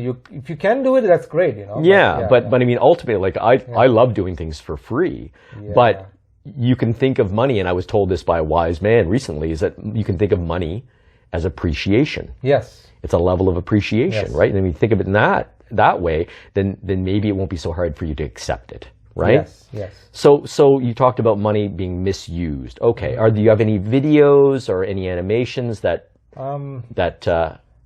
express this message? I don't think I have one that talks just about money. It's a good idea though. I should definitely get like focus only on money. Destiny is always yours kind of focuses on it because he sees something for like he wants to buy an instrument, but instead he spends it on beer. And right? beer, yeah. Because the instrument is that's so his expensive. shawarma. Yes.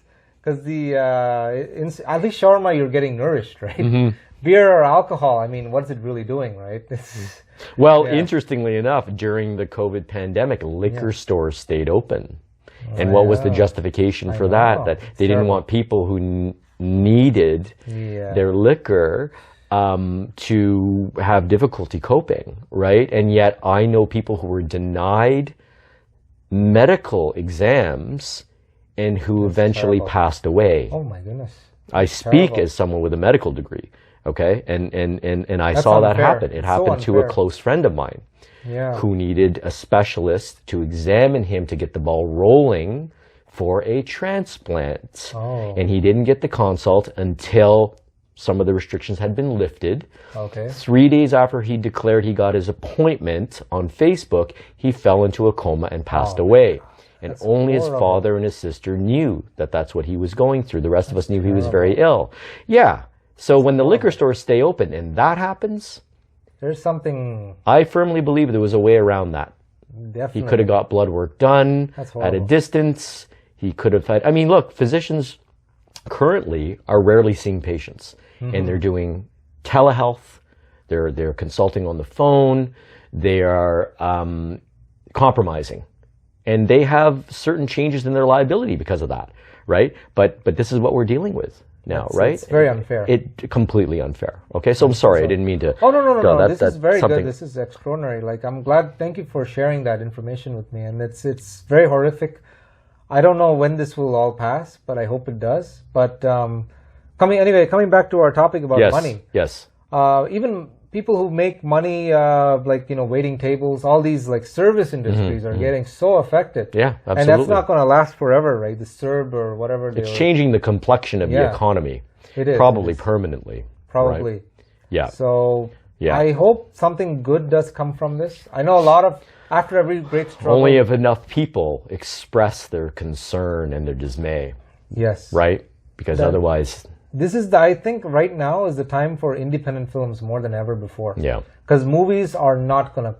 No. They're not going to even... Not when they're owned by these big nobody's going to the theater anymore, right? But also, who's going to take a risk and say what they want to say when, they can be censored, they can be... I mean, so much for free speech, right? When it's governed by the almighty dollar. Yes. And something else money can rule you or it can help you. Yeah. It's like... It's supposed to be a tool, right? Exactly. Right? But unfortunately, it's ruling people right now. Yeah. A lot of us, even me included, all of us have our own debts that we can't... Especially when you're struggling with it, right? When the carpet's pulled out from under you and you thought you were stable. Yeah, we have a stable income. Boom. I lost consulting contracts because of this too, right? Starting in March. Anyway, we were supposed to make a timeless interview here, but clearly there's external influences. People are going to remember this. Yeah, I hope so. But let's bring it back now. You've done a lot of things, and I know I haven't mentioned them all. So what other things that you've done would you like to mention? So I know you appeared on television presenting one of your songs on keyboard. I watched that. That was great. What other things are you currently working on? What would you like our viewers to know? Right now I'm working on a song. It's called Music Unites All. I hope to release it maybe by next year at the latest. It's getting a bit delayed because I have to get a studio to do the professional recording and stuff. I'm saving up a little bit for that as well. But I do have another song. It's called Everybody's Invited But Me. I hope. Yes, I heard it actually. Yeah. So there were no lyrics to that, right? That was on television. Oh no, that was a tune though. Right. Okay, now, so you have a music video. I also, I have a song based on that tune. Okay. I don't know if you saw that one, but no, I didn't. It's actually about the growing problem of incels. Yes. Yeah, it's very sad. I know the term. Yeah. Yeah. It's involuntary celibate. Yeah. Yes. I think the label can often get misused. It is. It's horribly misused. Yeah. And that's why I kind of wanted to. I'm always passionate about helping the underdog because I know where they're coming from. I've been there. Kind of as a man, a lot of us. Very, very different mentality and social expectations, and I do believe there's some biological basis. I don't think it's all due to society. I think that there's definitely some biological. Yeah, some. But it's gotten pushed now. Oh yeah. Like women are like getting all kinds of, like, if you, the average Tinder account, right? She just does this and she gets like 100 matches. Oh yeah, yeah. Men, if they do this for the rest of a whole day, they might not get even one match, unless you're like.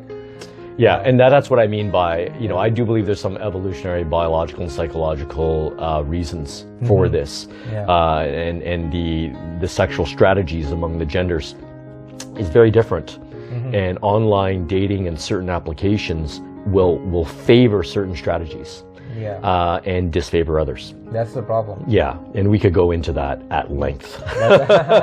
So, but anyway, that's the music video I'm really working on right now. It's about gonna center around a guy who's on the verge of suicide because of this. The suicide rates are, I know, among young males, among men.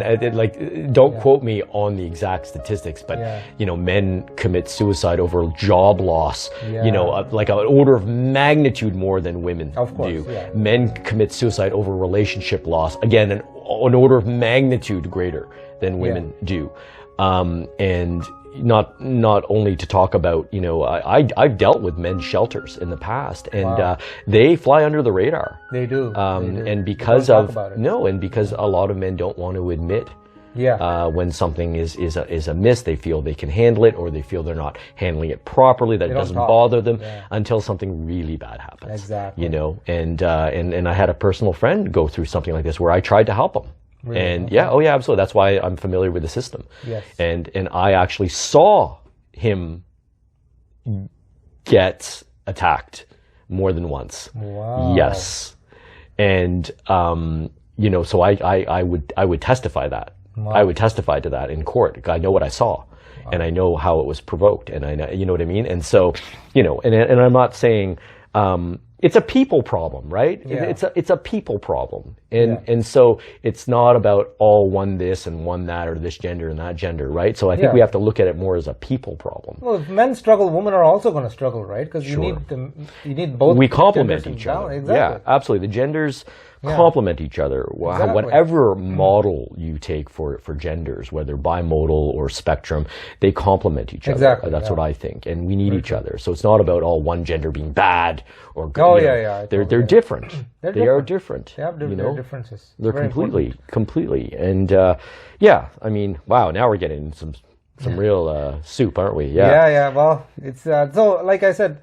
When you just talk about it, like one thing I've noticed, like a lot of people talk about these problems that are controversial.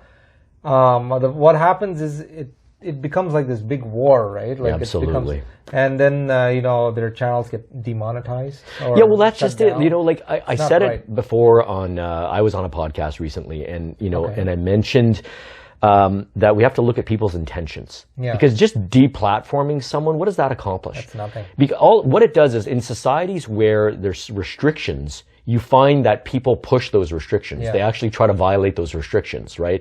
And more often than not. And so, you know, if you give them that freedom of speech, then the issues, I think, are lessened to a point. And so if you look at people's intentions and you have real communication where, you know, all parties are willing to sit down and actually listen to each other, and you gotta read between the lines and look at the frustration and try to figure out why people are saying what they're saying, because they don't always mean exactly what they're saying, and there might be a deeper reason, right? So just simply deplatforming someone, you're just saying like, oh, we don't allow free speech. And then the problem only gets worse. It gets worse, exactly. You have to like put it out there. Exactly what I'm saying. Really talk about it. Yeah. And that's one thing, one of my, I'm very glad I have this gift that I'm able to, maybe I make a music video about this. It's a bit harder to deplatform a piece of art. Because you could always fall under the art category, right? So what are you talking about? There's no message. I don't know what message you're getting out of that, but I was just entertaining people. That's what I was doing with the pizza thing, because I knew if I was going to go like very, very, you know, deep into that controversy, I don't want to get too much into it, but I would get a lot of problems, right? So I kind of, so artists have to find a way, a kind of like a creative way to really get their point across, whether it's talking about controversial subjects like what happens to a lot of males, unfortunately. It's not as talked about. So just maybe if I make it into a music video and actually show this guy struggling, And once people see that, but once people actually see the visuals of something, rather than just somebody talking about it, once you actually see the visuals, then it really impacts you on a deeper, even women can look at that and say, my goodness. Like whenever we watch a movie or anything, right, we kind of put ourselves into that character, right? Maybe, for example, Forrest Gump, a lot of people put themselves into him, like how it is to be having lesser mental capacities. And some people put themselves in the role of project themselves into Good Will Hunting. Having greater mental capacity, but having issues too, right? No parents and struggling, right? In his own way. That's so. That's why art and film and music is very, very important.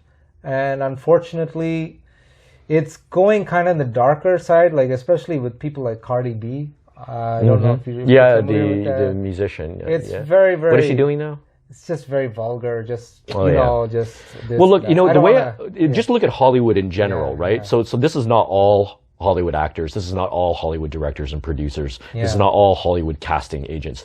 But to me, I see them as, okay, those are the kids in drama club that did really well. And for every one that you see that's doing really well, there's about 10,000 of them, 100,000 that aren't there, right? And so, are they trying to be progressive? At what expense? And are they missing a bigger picture?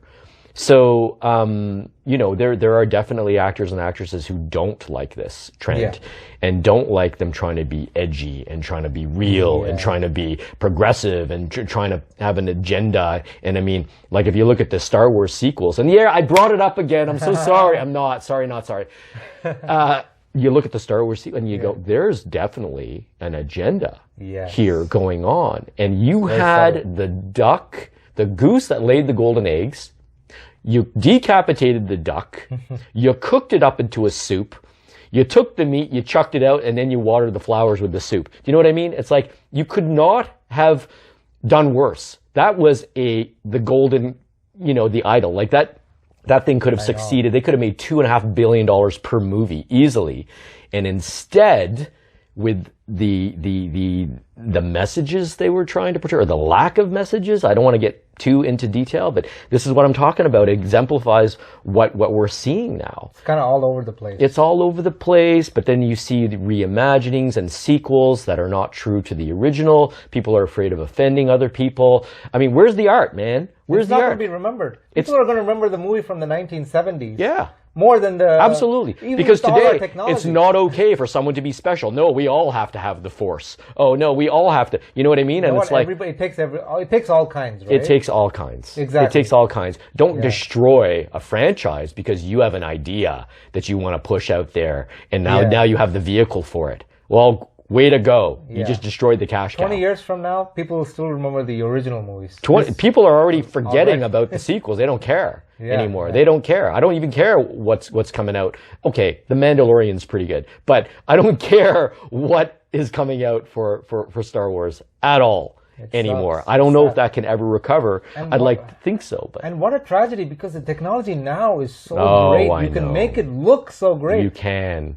But when the story is garbage, what did I tell you? It makes no sense. When the story is bad, when you don't have that one line that "May the Force be with you," so beautiful. Even now, May the 4th, everybody thinks about the underlying theme. Instead, deconstruct it, destroy it. Cast it out, create the new, kill the old, kill the past if you have to. Oh my God. Don't even get me started. Contradict yourself from scene to scene. Oh! I'm telling you, independent filmmakers should pull together and make their own Star Wars if they can. Something like, see, that's another thing. Why do Star Wars is great, like the original, the great brand, but why not make your own version? Like make your own, something that's your own creation, right? For sure. Yeah, and I mean, that brings up another problem. So what do you feel about the idea of the word appropriation? Okay, so as a person of color, you see them recasting iconic roles with people who are not of the presupposed race or gender, I remember watching the new Battlestar Galactica. I'm like, but Starbuck's a woman now.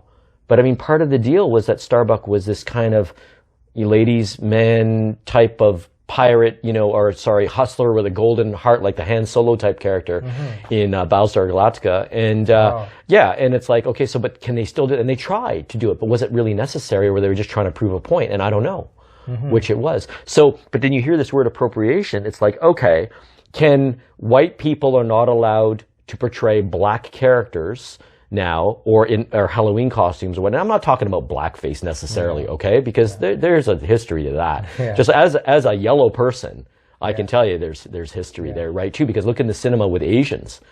And just to get this chip off my shoulder, how many major movies do you know where there's an Asian leading man, like a romantic lead? Jackie Chan? No, he went the comedy route. Oh, right. Not since Bruce Lee. Maybe Best of the Best, okay? But I mean, he produced that movie himself. Jet Li in Romeo Must Die, he goes in to caress Aaliyah at the end, God rest her soul, by the way, and they hug, they don't kiss. What is up with that, Hollywood? Thank you. No, I don't thank you. You see what I mean? Oh, yeah. Okay. So, but then what about, why is it okay for people of color to portray Caucasian heroes or heroines or iconic people, right? So it's like, is there a double standard? Or should we allow for that because of what colored people have possibly gone through over the centuries and decades? I say, what do you say to that? Stick to the original, like whatever it was original. Like if you're talking about the remakes, right? Well, that and also about like people just dressing up the way they want to dress, right? Yeah. Again, I'm not for blackface. That's something very specific, right? Or yellowface. Oh man, look at Mickey Rooney. Look at Mickey Rooney in Breakfast at Tiffany's. Yikes! You want to talk about insulting? Oh yeah. I've seen that one. There's a special scene in Dragon, the Bruce Lee story. I kind of laugh it off. I know they've done that with Indians too, right? The Indian, the white guy, puts brown, brown face. I guess. Yeah. And brown then they play the. I mean, they could have hired an Indian guy or a Asian person to do those roles, but. I guess maybe back then they didn't know anybody. I don't know what's really going on. Or maybe they just thought they didn't need it. And sometimes the actor is more valuable than the race. So they just wanted the famous actor in there. Yeah, absolutely. Peter Sellers, one time, I think, did a movie called The Party, where he plays an Indian guy. Yes, I remember that. It's hilarious. I don't mind at all because he's such a great actor. No, and I hear you. And then more recently, The Lone Ranger, big box office. It was supposed to be a big box office movie with Arnie, tall, good-looking Caucasian actor. Arnie, can't remember his last name. Anyway, and who played Tonto? Okay. Who played Tonto? Do you remember who played Tonto? I didn't see that. Okay, 21 Jump Street. Who else? Willy Wonka and the Chocolate Factory. Oh, him. What's his, Johnny Depp? Yeah. Oh, yeah. Okay, I heard of this movie. Yeah. I thought, it was a flop, right? Yeah, it was a flop. Yeah. It was a flop. I saw it. I could see how, I mean, it had potential. But, and I think Johnny Depp did a great job with, he gave a really unique spin on Tonto, but did he have enough Native American blood to be considered, authentic for the role? And is that necessary? This is a big question, right? And so for people of color, we say that, well, it should be necessary because of the oppression and whatnot. But then again, to play a role that's iconically white. Oh, so like take Conan the Barbarian. Yeah. In the books, Conan the Barbarian is Caucasian, very fair skin, descended from the Cimmerians, who were descended from the Atlanteans. They were a white race. Conan has ice blue eyes and black hair. Okay, so then they cast Jason Momoa in the latest incarnation of Conan in the cinema. The movies flopped. Jason Momoa was the only good thing about the movie. I really liked him in that role. Is he completely white? Well, he's of mixed race. Yeah. It's hard to pinpoint him. I don't want to say he's this, or this, or this. But he did a great job. But it did go against the phenotype and the genotype of Conan the Barbarian, right? As portrayed by Robert E. Howard, the author, the creator in the books. So to me, Conan had always been a big white dude. But the spirit of Conan, is it more important than his race? right? And that's what they did when they cast. And I'm not saying I'm against that. I'm not. I thought they did a good job with that. And I think that just the vehicle was no good for Jason Momoa. Yeah. I mean, the score was awful. Oh my God. Yeah, so it's a lot of other factors, it's terrible. not just that. The race is just a small part, and this is what I'm trying to get into it as well. But then why the double standard? Okay. Because I would be hurt if someone who didn't look Asian enough, or played Bruce Lee in a movie about him. Do you know what I mean? Yeah.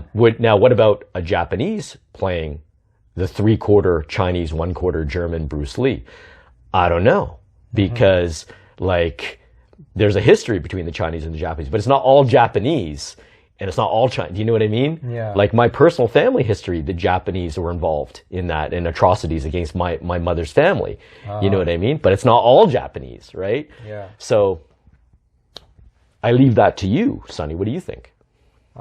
Like I said, just stick whatever was in the original. Like if the Conan the Barbarian was A big white dude? Caucasian guy, stick to the same thing. As much as you can. I know there are a lot of gifted black actors who could have done the role just as well, but I'm a big original guy. Just if Bruce Lee was Chinese predominantly, have him played by a Chinese man. It's keep it simple.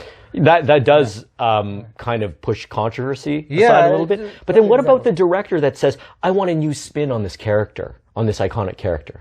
You can always do that with different types of acting or different. First of all, if you're going to hire a different actor, it's already you're putting a different spin on it, right?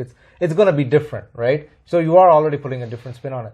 But don't focus so much on the race, but rather maybe give it different kind of editing or different kind of story, or focus on the backstory. So is this more. what you meant when you said create something new? Yeah. Is this what you meant?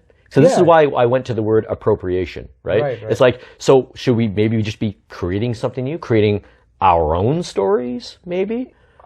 Take different parts. Say, for example, the famous story of what's a great story that everybody knows. Okay, let's go to the basic story of Jesus, right? I was actually thinking of that. Well, the greatest story ever told. Exactly. Right? There are so many different filmmakers. Jesus is usually played by a Caucasian, right? Yes. Nobody really asks about that. Yeah.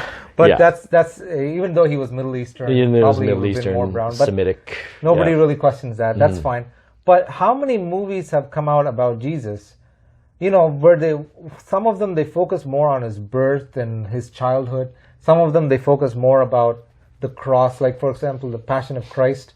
So they're putting different spins on the same story, basically, right? The same character.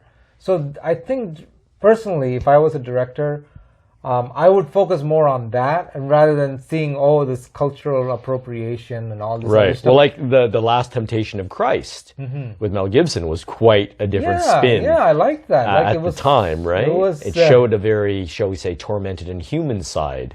To Jesus. Yes, exactly. So that's what I'm really looking for. I'm not going to go there and saying, I'm so happy that Jesus was finally played by a Middle Eastern looking guy. I'm going to throw all my money at that. No. Right. Okay, if it's played by a Middle Eastern, I don't really care. At the end of the day, I care about this. This is what I think a lot of people are feeling inside, but maybe not talking about it as much. People really care about the emotion and the story and the direction, and that's what they really care about. And I think a lot of the focus is unfortunately going more to appealing to the whatever, the what's it called, the SJWs. Yeah. You're never going to please them, right? No. It's never going to be enough, and your movies are going to tank. Your reputation is going to go down, and 10 years from now, nobody will remember you. Yeah. And it's become like that, right? Yeah, certainly Star blatantly. Wars. Yeah. Oh God. Big bad, and all of their careers may be ruined now, especially with COVID and all this stuff now. And I'd like to think that the people or person in charge of Star Wars really didn't truly understand what Star Wars was about.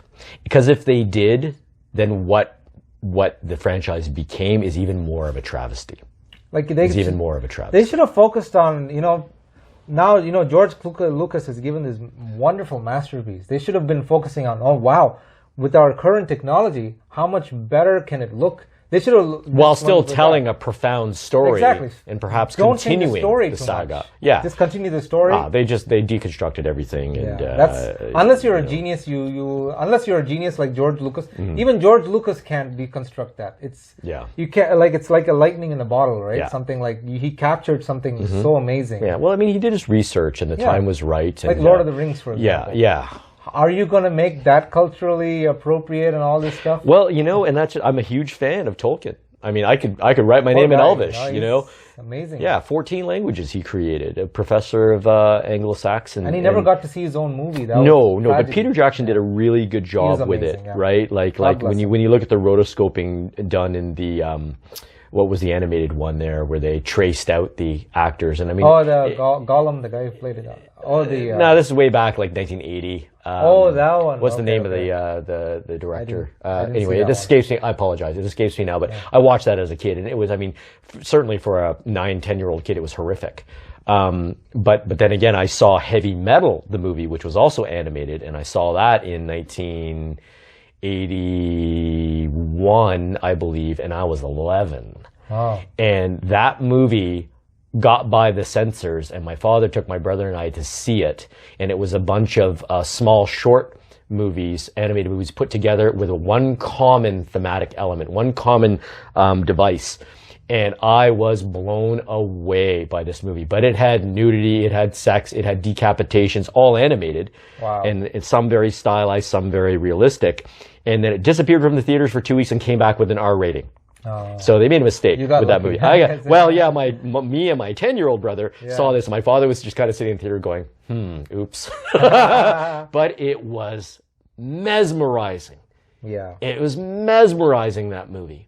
And I still think of it very fondly to this day. And as soon as I could get a VHS copy of it, I did it. It wasn't for many years. You know why? Couldn't get the licensing for the songs. That's why. So it was many years later, long after VCRs came out. So anyway, that movie holds a very special place in my heart. Heavy Metal, and some people would call it sexist and misogynistic and whatnot. Yeah, and it's still art, right? Like I said, it's art. It was art, and art of the time. The music is incredible, and particularly the last vignette, the last sequence was incredible and really touched me. It had a very strong female character who doesn't say a word. Wow. And she gets her message across, and I was like, oh man, I got a crush. I got a crush on a cartoon. That happens. It's the feminine power. Little did I know, my longest term relationship was with a girl who looked like her. Wow. And I didn't put two and two together for years. I know the things you do in childhood, the way it influences you. But I want to get back to you, Sonny, here. Okay. One thing you said about license, right? Yes.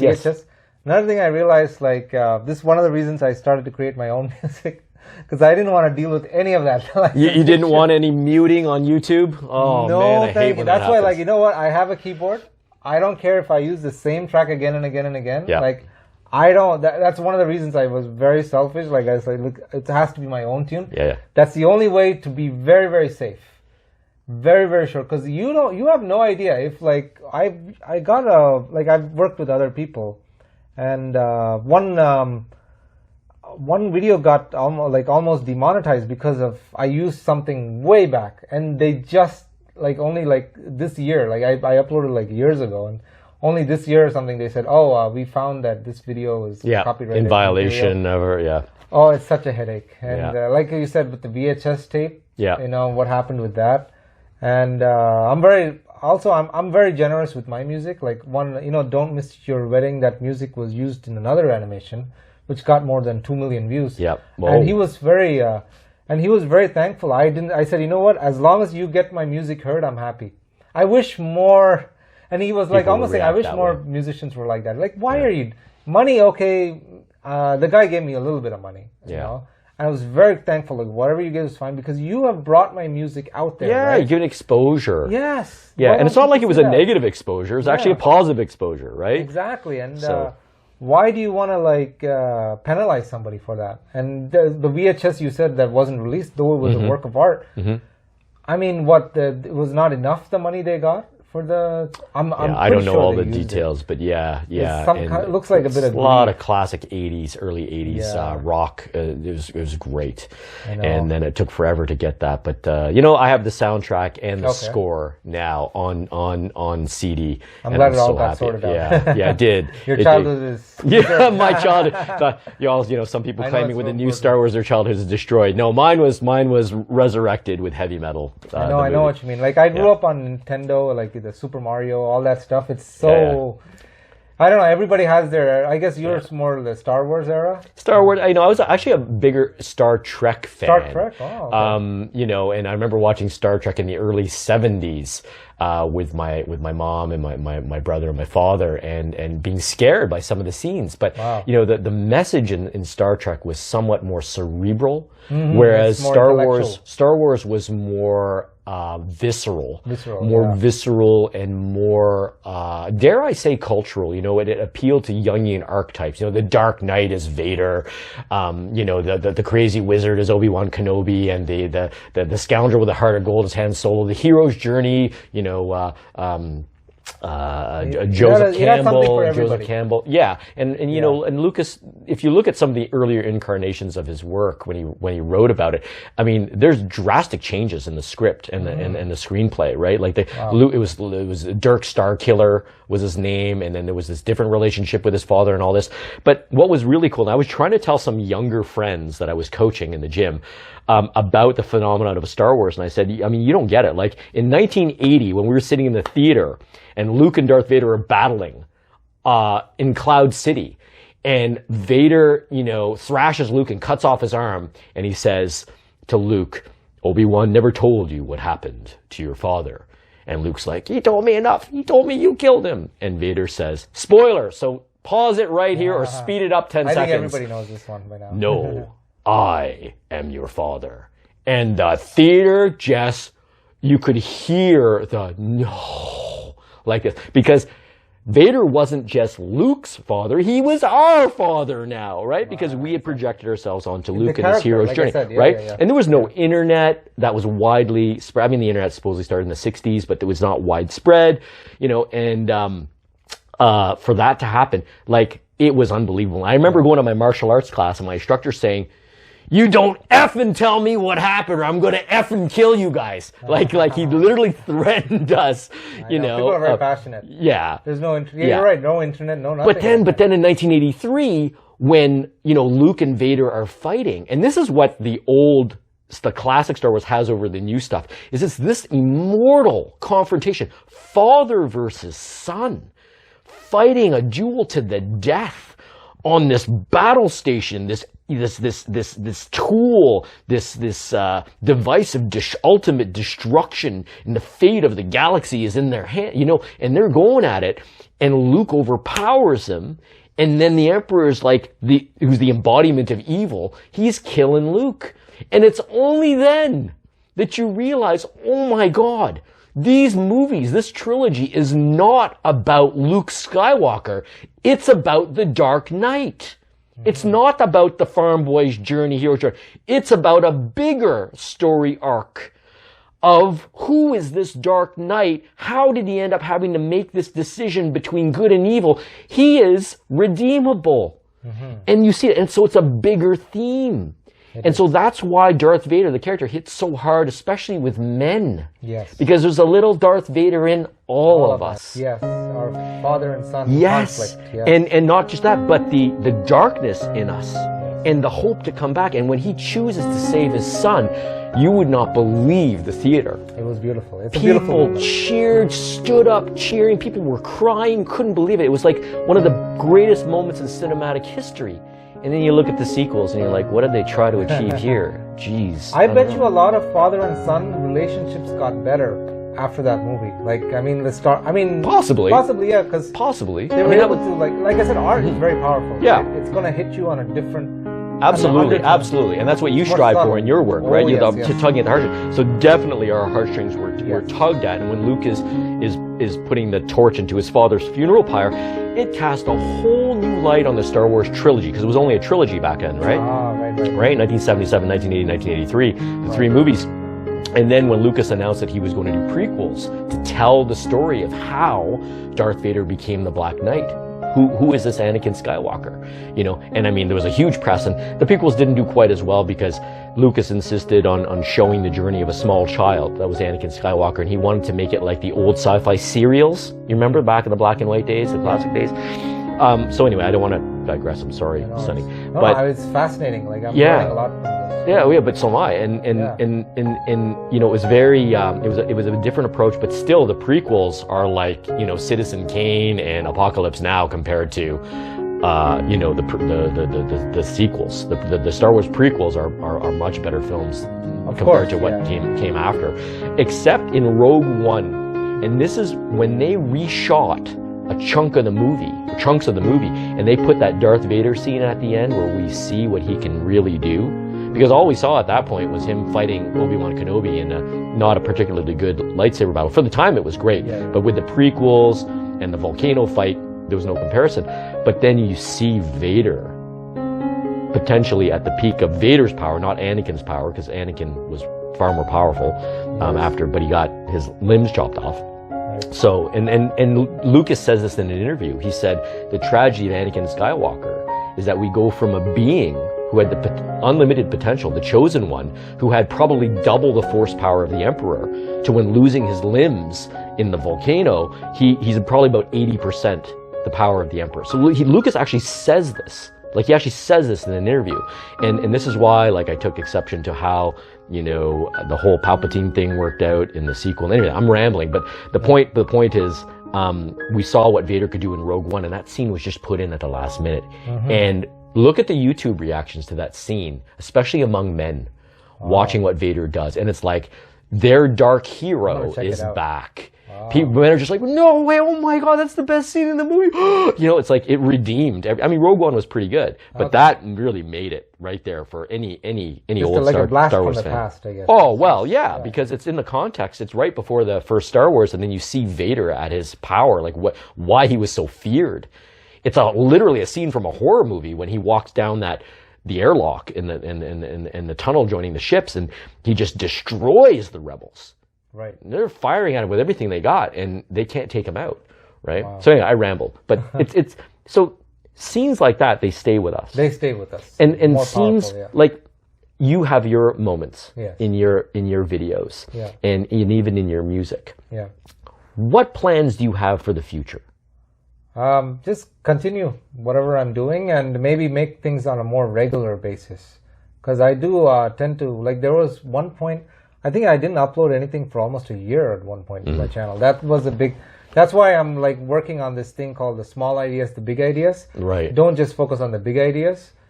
Do the small ones as well. And this is my advice to, like, I'm learning as well as I go. And my advice to everybody is just kind of try to do both, you know. I know it's not easy with, you know, if you're working a day job or, you know, all this stuff, but you find time. I mean, I find I wasted so much of my time that I could have been doing a lot more, but I'm slowly making a comeback now. And that's, and also don't get, like, I know there's a lot of trolls in the comments who say, oh, this sucks, that sucks. Just don't worry too much about the feedback, you know. There are some people who will give you constructive feedback. That's very important. That will help you grow. But, you know, there's some people that are so shy to put themselves out there. Right. And I just wanted to, one thing I really wanted to let the audience know was Trollcat was actually, when I first put it out in public, there was some group of people that really, really didn't like it. Like, it was like, it was the Albino Black Sheep forums. Yeah, I went on their website. Oh, yeah. Well, you've seen some of the comments there. And it's so hateful. But you know what's very interesting? This is Kanye West said this best. He said, you know what? Your haters are your biggest fans. I didn't fully realize this at the time, but think of the energy that your haters are putting into your work. They're looking at your work. Like, my haters of the comic or everything I did, they would spend so much time in looking at they knew my stuff better than I did. And and you know what? Some of them actually even made their own version of Trollcat comics. Like, they would, like, draw him in a funny way. And I was quite blown away. And Kanye West was right. Your haters are your biggest fans. So don't be put off by them. Like, don't stop creating because of them. But at the same time, inspire from them. If you have haters, you have fans as well, right? That's how it works, right? Where there's where there's dark, there's also going to be light, right? So focus on the light and also embrace the darkness a bit as well. So I think, speaking of, coming back to Star Wars. Yes, the darkness. Embrace you gotta the Vader. kind of know both, though, in this world, unfortunately. Yes. Well, we're in the world of duality, right? Yes. Good versus bad, all this stuff going on, right? So I love that in the Star Wars, the hero's journey.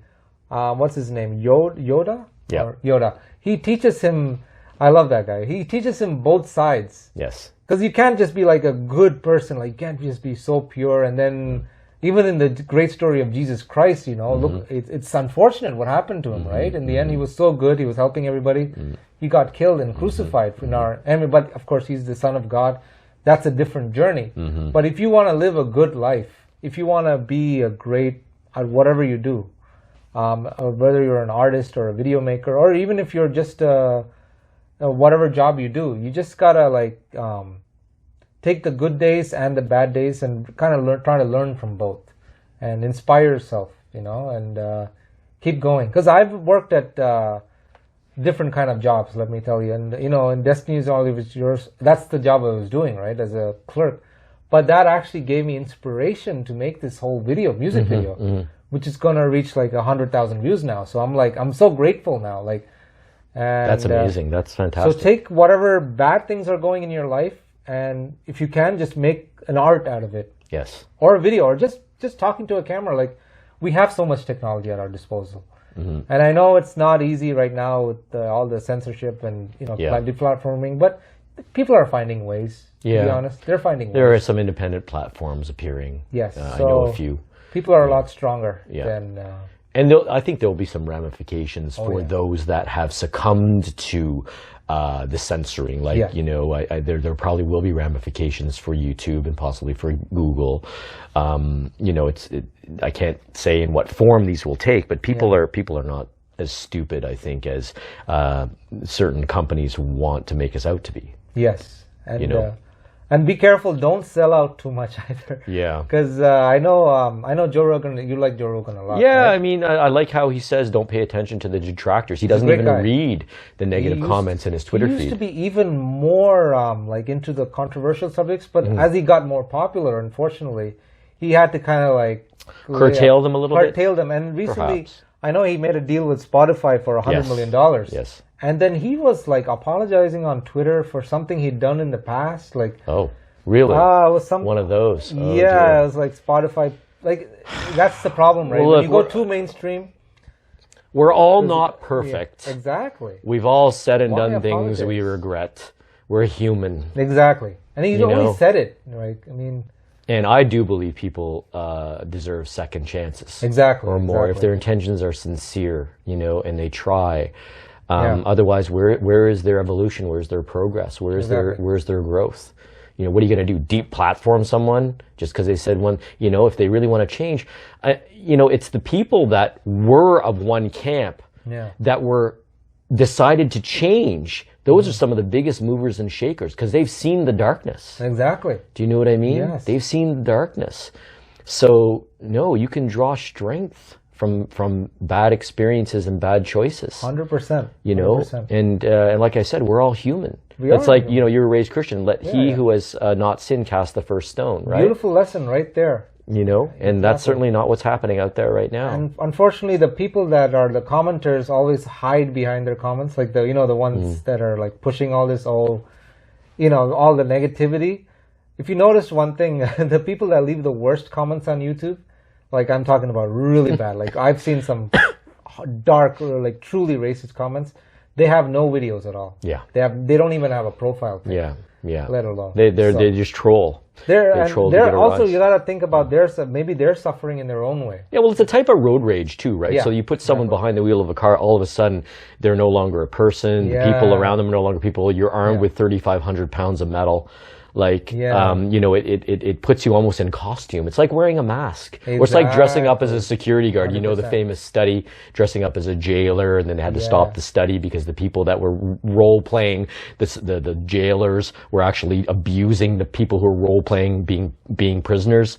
You know, that sort of thing. Yeah, so, like, you know, and masks can do that. It's how we perceive ourselves that affects how we act. Very true. Right? And so this is why your self-esteem and your self-image is so important, right? And your belief in yourself, because that will alter how you behave and how you interact with people in your environment, right? So I want to ask you, what does Santhosh CHRiSTUDAS want to be his legacy? Pursue your dreams. That'll be, I hope more people will be inspired. Like if you see in my past videos, like I came with such a low budget, nothing almost, and then just put something out there. So whatever you have right now, just use it. Like, don't wait for the best camera. Don't wait for the, you know, don't even wait for people to support you. Just do what you can with your talent. And put yourself out there. That's what I want people to remember. And that is so inspiring, especially to someone like me, who has this, you know, kind of streak of perfectionism and doesn't want to do something unless he thinks he can do it well. And it's like, no, I don't care anymore. I don't. I really don't. Well, but where did this introverted Sonny go? You know, when I watch you on video, and you're making Jim Carrey facial contortions, and you're acting the part of the derangement. So well, no, you assume these roles so naturally, and then when you sing, there's soul coming out. Now you just look at your body language, your facial expression, and I didn't know you had such a voice. You know what I mean? So what did you do to get permission from the introvert? What did you do to push aside the introvert? Or is it because you're on camera that it's a different modality now? The camera definitely helps. It's like, okay, I have to reach, this is going to reach more people. Like, I want to reach as many people as possible, so I can't just be my introverted self. I have to kind of play it up a little bit. So maybe that helps. The camera definitely does help. Also, I feel like I'm playing a role. Even though my original personality is an introvert, like some comedians, for example, Rowan Atkinson, the guy who played Mr. Bean, genius actor. Like, but you know, when you see him in person, he was saying like he's very quiet. Actually, he's very, very quiet, almost an introvert, and soft-spoken. Soft-spoken. So I really inspired from him. So he knows when to play that role of being an entertainer. So I guess what I'm trying to say is that I play different roles. Like when the time comes to sing, I have to play that role of the singer. That time I'm not acting as much because I have to really focus on my voice. And of course, when I play my acting role, I have to, like, you know, do the Jim Carrey stuff or whatever is needed for that particular thing. So maybe I know, like, to quote William Shakespeare, all the world's a stage, right? So maybe in a way, this YouTube is, or whatever online is, my stage. And I'm trying to fill all those different roles of myself.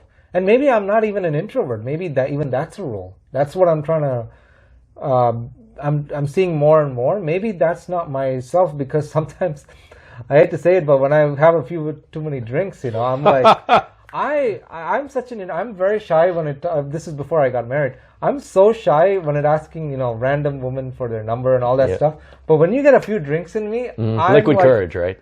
I'm a different person. Even a girl that was with me for a bit said, I really would like to see you drunk, because I was more of a, like, I don't know, something, the alcohol, I mean, obviously you don't want to rely on liquid courage. Liquid courage, but it's better to get that courage from some other sources, because you can't stay drunk, unfortunately, in this So your world. inhibitions kind of lowered. Yes. And you were able to act on what you were thinking. Exactly. So creativity is, I think, my outlet, is lowering the inhibition. The creativity is lowering your inhibitions. That's what it is. Because when I do karaoke, I used to go karaoke with my wife a bit. That takes some guts. Courage, yes. Yes. I feel no shyness at all. I'm like, when I first met, I didn't take you for an introvert. Really? You were subdued. But I wouldn't have taken you as an introvert, because if something bothered you, you would just say it. right? Like you wouldn't tolerate certain things, or you would make a comment, but you would do it very politely. So, you know, I was like, oh, you know, Sonny's a very thoughtful, respectful person that I like working with. Also very smart, right? And also you took suggestions well. Like we interact well because you don't have a huge ego, right? No. Yeah. In fact, very much the opposite. Ego's great. You should have some ego, but you know, you don't want to think you're a know-it-all, because nobody knows. James Cameron, like even the top directors, they're learning with each new movie. So once you think you're not learning anymore, you see, that's when you stagnate, right? You stagnate, and you can actually regress. Exactly. But I think the word we're looking for here is more self-esteem, not so much ego. Self-esteem, yes. But I remember George St. Pierre, and I mentioned him before, but he said in an interview once that, you know, preparing for a fight and whatnot, he said, my ego is so big. I mean, just the fact that he could say that means he's getting it under, you know, control. Like, I question, does he really have a big ego? Because the fact that he can actually admit it and say that, you know, he has insecurities. I mean, we all have some insecurities, right? Except maybe for narcissists. But again, that might be due to really deep-seated insecurities. It's hard to say what the basis of that personality disorder is. But anyway, but for George to say that was very inspiring, because it was like, you know, here's one of the greatest living fighters who is sharing and making himself vulnerable, saying, you know, I got a really big ego. But just the ability to say that shows that maybe it's not true. Do you know what I mean? Maybe it really doesn't. Maybe he, you know, really is growing and he's able to keep that in check and become a more secure person. So that was really inspiring. Because you don't want to overestimate yourself either, right? You don't want to. That's what I think. But then again, you gotta shoot for the stars. That's true as well. Right, to hit the moon, you got that's right. True. Very true. That's very true. So, is there a way people can reach you? Is there any website that you want to mention right now? I know we're going to put that up on the screen very soon. Right now for the book, I would just say go to trollcatcomics.com. Trollcatcomics.com. And for your Canadian viewers, you can also go to trollcatcomics.ca. There you go. Because Trollcat will always be very Canadian, as much as I can. Canadian-Indian. That's Canadian-Indian. Indo-Canadian. But I did see a beaver and a moose in there. Yes. Regularly, yes. Yes, so those are recurring characters. Yes.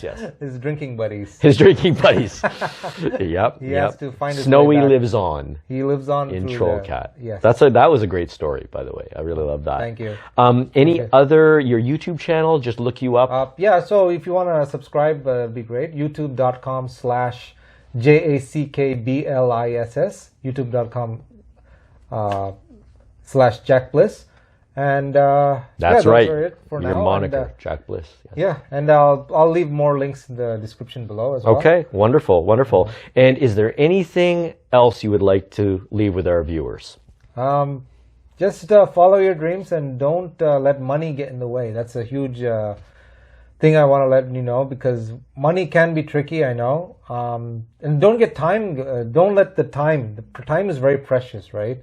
Because you may think you have all the years ahead of you, but anything can happen, right? So try to make the best use of your time as you can, and reach for, as you said, reach for the stars, and maybe you'll hit the moon, or you'll at least get some recognition in this world, you know, and make use of all of the technology that we have for granted right now. Because years ago, like I'm thinking of my grandparents. Imagine if they wanted to make a movie. The struggles they would have had to face. Tremendous effort and hurdles to overcome. Yeah. Like it would have been almost impossible. Like maybe one person in the whole city had a camera back then. It would be akin to us saying, let's fly to the moon today. Yeah. And then maybe 200 years from now, do you remember when our great-grandparents, they couldn't fly to the moon? Yeah, they said neither. Yeah. 60 years ago they could go, all of a sudden they can't. Yeah. Well, I mean, that's a topic for another day, for sure. That's a huge one, yeah. Who knows what the moon is. But anyway, let's just go for don't take advantage, like don't take your technology for granted. I know a lot of it is tempting, like being on Facebook all day is very tempting. Instagram, all those things are very addictive. So just use that to your advantage, though. Instagram can be used to develop your photography skills. Facebook can be used to develop your communities, right? Your art or whatever you want to. And YouTube. Your message. And YouTube, of course, can be used to. for your videos and to express yourself, right? Or whatever you want to talk about. I think YouTube is like it puts yourself out there because it's, you know, a lot of people use it and Google is very connected with it. But then use the other platforms like Facebook and Instagram to kind of like promote your brand more. Right. Yeah. So they all work together. So social media, it can be a blessing or a curse. It's all up to you. You know, it's like money. I love that. Yeah, it's a tool. I just recently discovered that because I was adverse to social media, but I think that's very powerful what you just said about social media. Yeah. Sonny, I want to thank you so much. I'll give you the fist bump, right? Yes. The fist bump.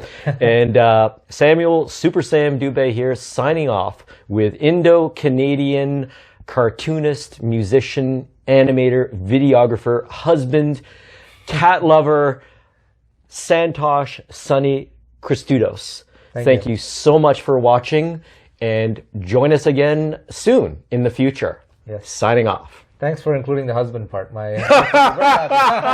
You don't get the couch tonight, Sonny. You're okay. Thanks again. Bye-bye. Bye-bye. Bye-bye. Thank you also, Sam Dubé, for having me, and really an honor to be interviewed by you. It was my honor, honestly. Thank you so much, and I hope we do some more work together in the future. We will for sure.